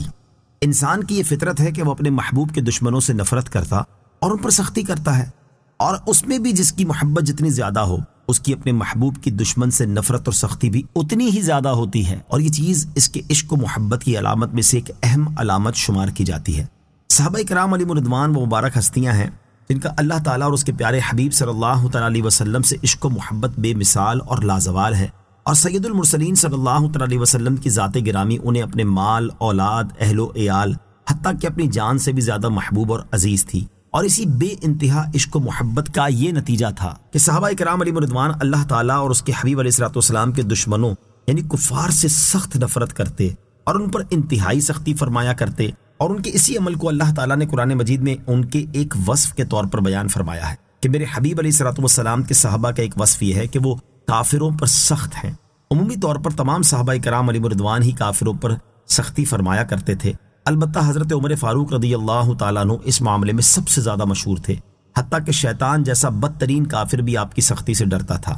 یہاں آپ کی سیرت سے متعلق 3 واقعات کا خلاصہ سماعت کیجیے۔ نمبر 1، غزوہ بدر کے بعد آپ نے یہ رائے پیش کی کہ سارے کافر قیدی قتل کر دیے جائیں، اور آپ کی اس رائے کی تائید میں قرآن مجید کی آیات نازل ہوئیں۔ نمبر 2، بشر نامی منافق نے سید المرسلین صلی اللہ تعالیٰ علیہ وآلہ وسلم کا فیصلہ ماننے سے انکار کیا تو آپ رضی اللہ تعالیٰ عنہ نے اسے قتل کر دیا اور فرمایا کہ جو اللہ اور اس کے رسول کے فیصلے سے راضی نہ ہو اس کا میرے پاس یہ فیصلہ ہے۔ نمبر 3، جب منافقوں کا سردار عبداللہ بن ابی مر گیا تو حضرت عمر رضی اللہ تعالیٰ عنہ کی رائے یہ تھی اس کی نماز جنازہ نہ پڑھی جائے اور اس کی قبر پر نہ جایا جائے۔ اس کی تائید میں بھی قرآن مجید کی آیت نازل ہوئی۔ صحابہ کرام علیہ رضوان کی باہمی نرم دلی، اس سے پہلے اللہ تعالیٰ اور اس کے حبیب علیہ الصلوۃ والسلام کے دشمنوں کے ساتھ صحابہ کرام رضوان اللہ تعالیٰ علیہ مجمعین کے سلوک کا حال بیان ہوا، اور اب اللہ تعالیٰ اور اس کے حبیب علیہ الصلوۃ والسلام سے کامل محبت کرنے والوں کے باہمی سلوک کا حال سماعت کیجیے۔ چنانچہ ان کا یہ وصف بیان کرتے ہوئے اللہ تعالیٰ نے ارشاد فرمایا کہ وہ آپس میں نرم دل ہیں۔ صحابہ کرام رضی اللہ تعالیٰ عنہم آپس میں ایسے نرم دل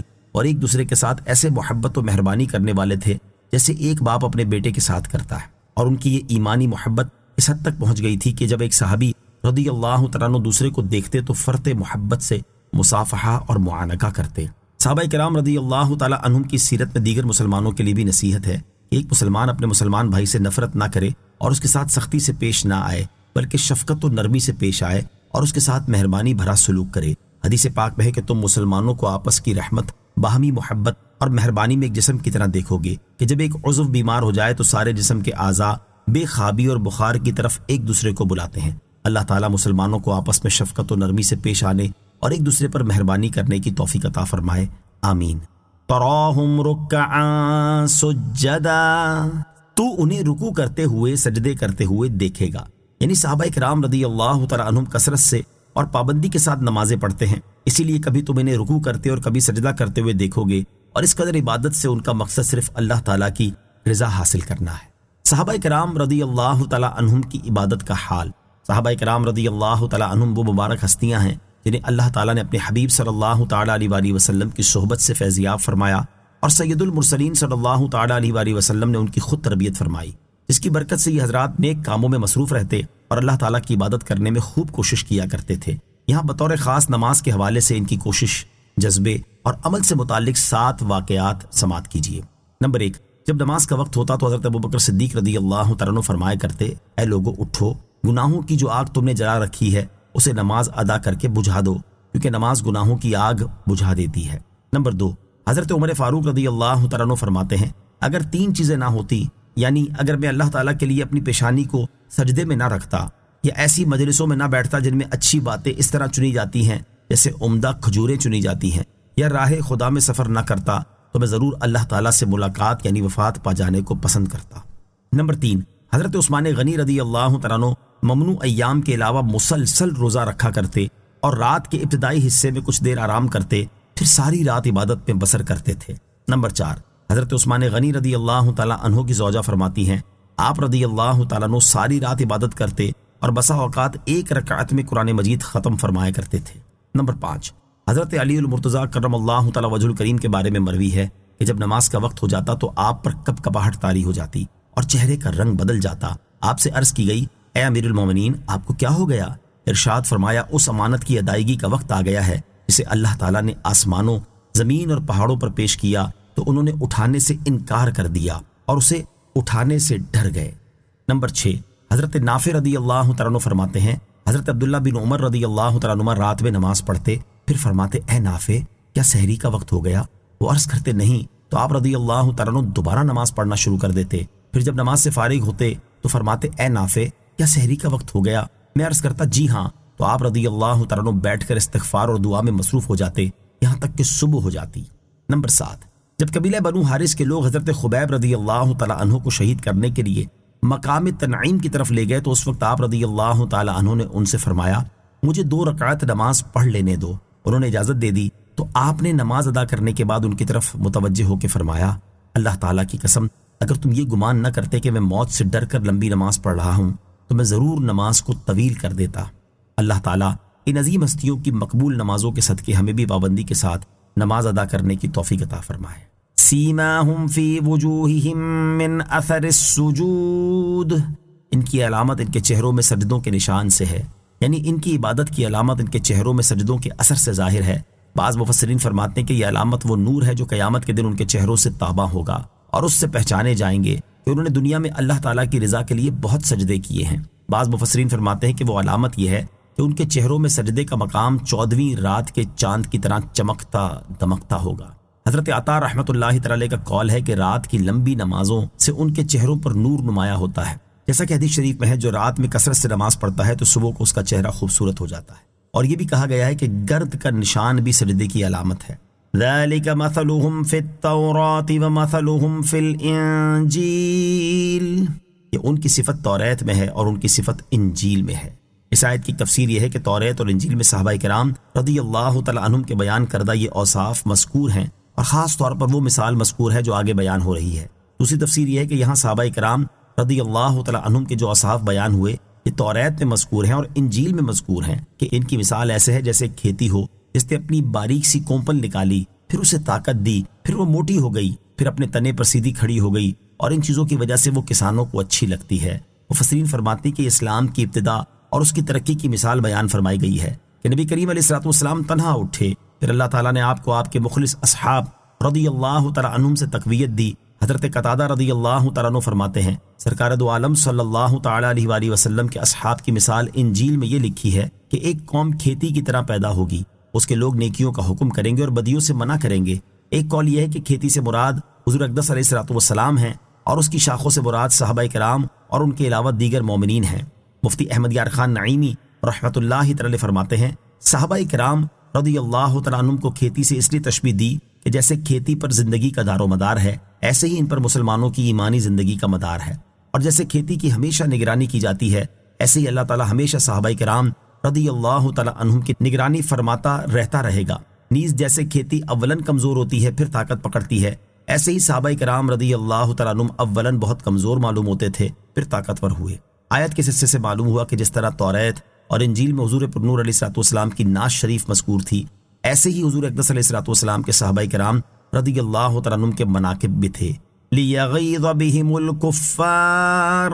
تاکہ ان سے کافروں کے دل جلیں، یعنی صحابہ کرام رضی اللہ تعالیٰ عنہم کو کھیتی سے تشبیہ اس لیے دی گئی ہے تاکہ ان سے کافروں کے دل جلیں۔ اس سے معلوم ہوا کہ صحابہ کرام رضی اللہ تعالیٰ عنہم سے جلنا کافروں کا طریقہ ہے۔ اللہ تعالیٰ ہم سب کو ان کی الفت و محبت نصیب فرمائے، آمین۔ وعد اللہ الذین آمنوا وعملوا الصالحات منہم، اللہ نے ان میں سے ایمان والوں اور اچھے کام کرنے والوں سے وعدہ فرمایا ہے۔ اس آیت کے شروع میں صحابہ کرام رضی اللہ تعالیٰ عنہم کے اوصاف و فضائل بیان کیے گئے اور آخر میں ان کی مغفرت اور اجر عظیم کی بشارت دی جا رہی ہے۔ یاد رہے کہ تمام صحابہ کرام رضی اللہ تعالیٰ عنہم صاحب ایمان اور نیک اعمال کرنے والے ہیں، اس لیے یہ وعدہ سبھی صحابہ کرام رضی اللہ تعالیٰ عنہم سے ہے۔ آمنت باللہ صدق اللہ العظیم.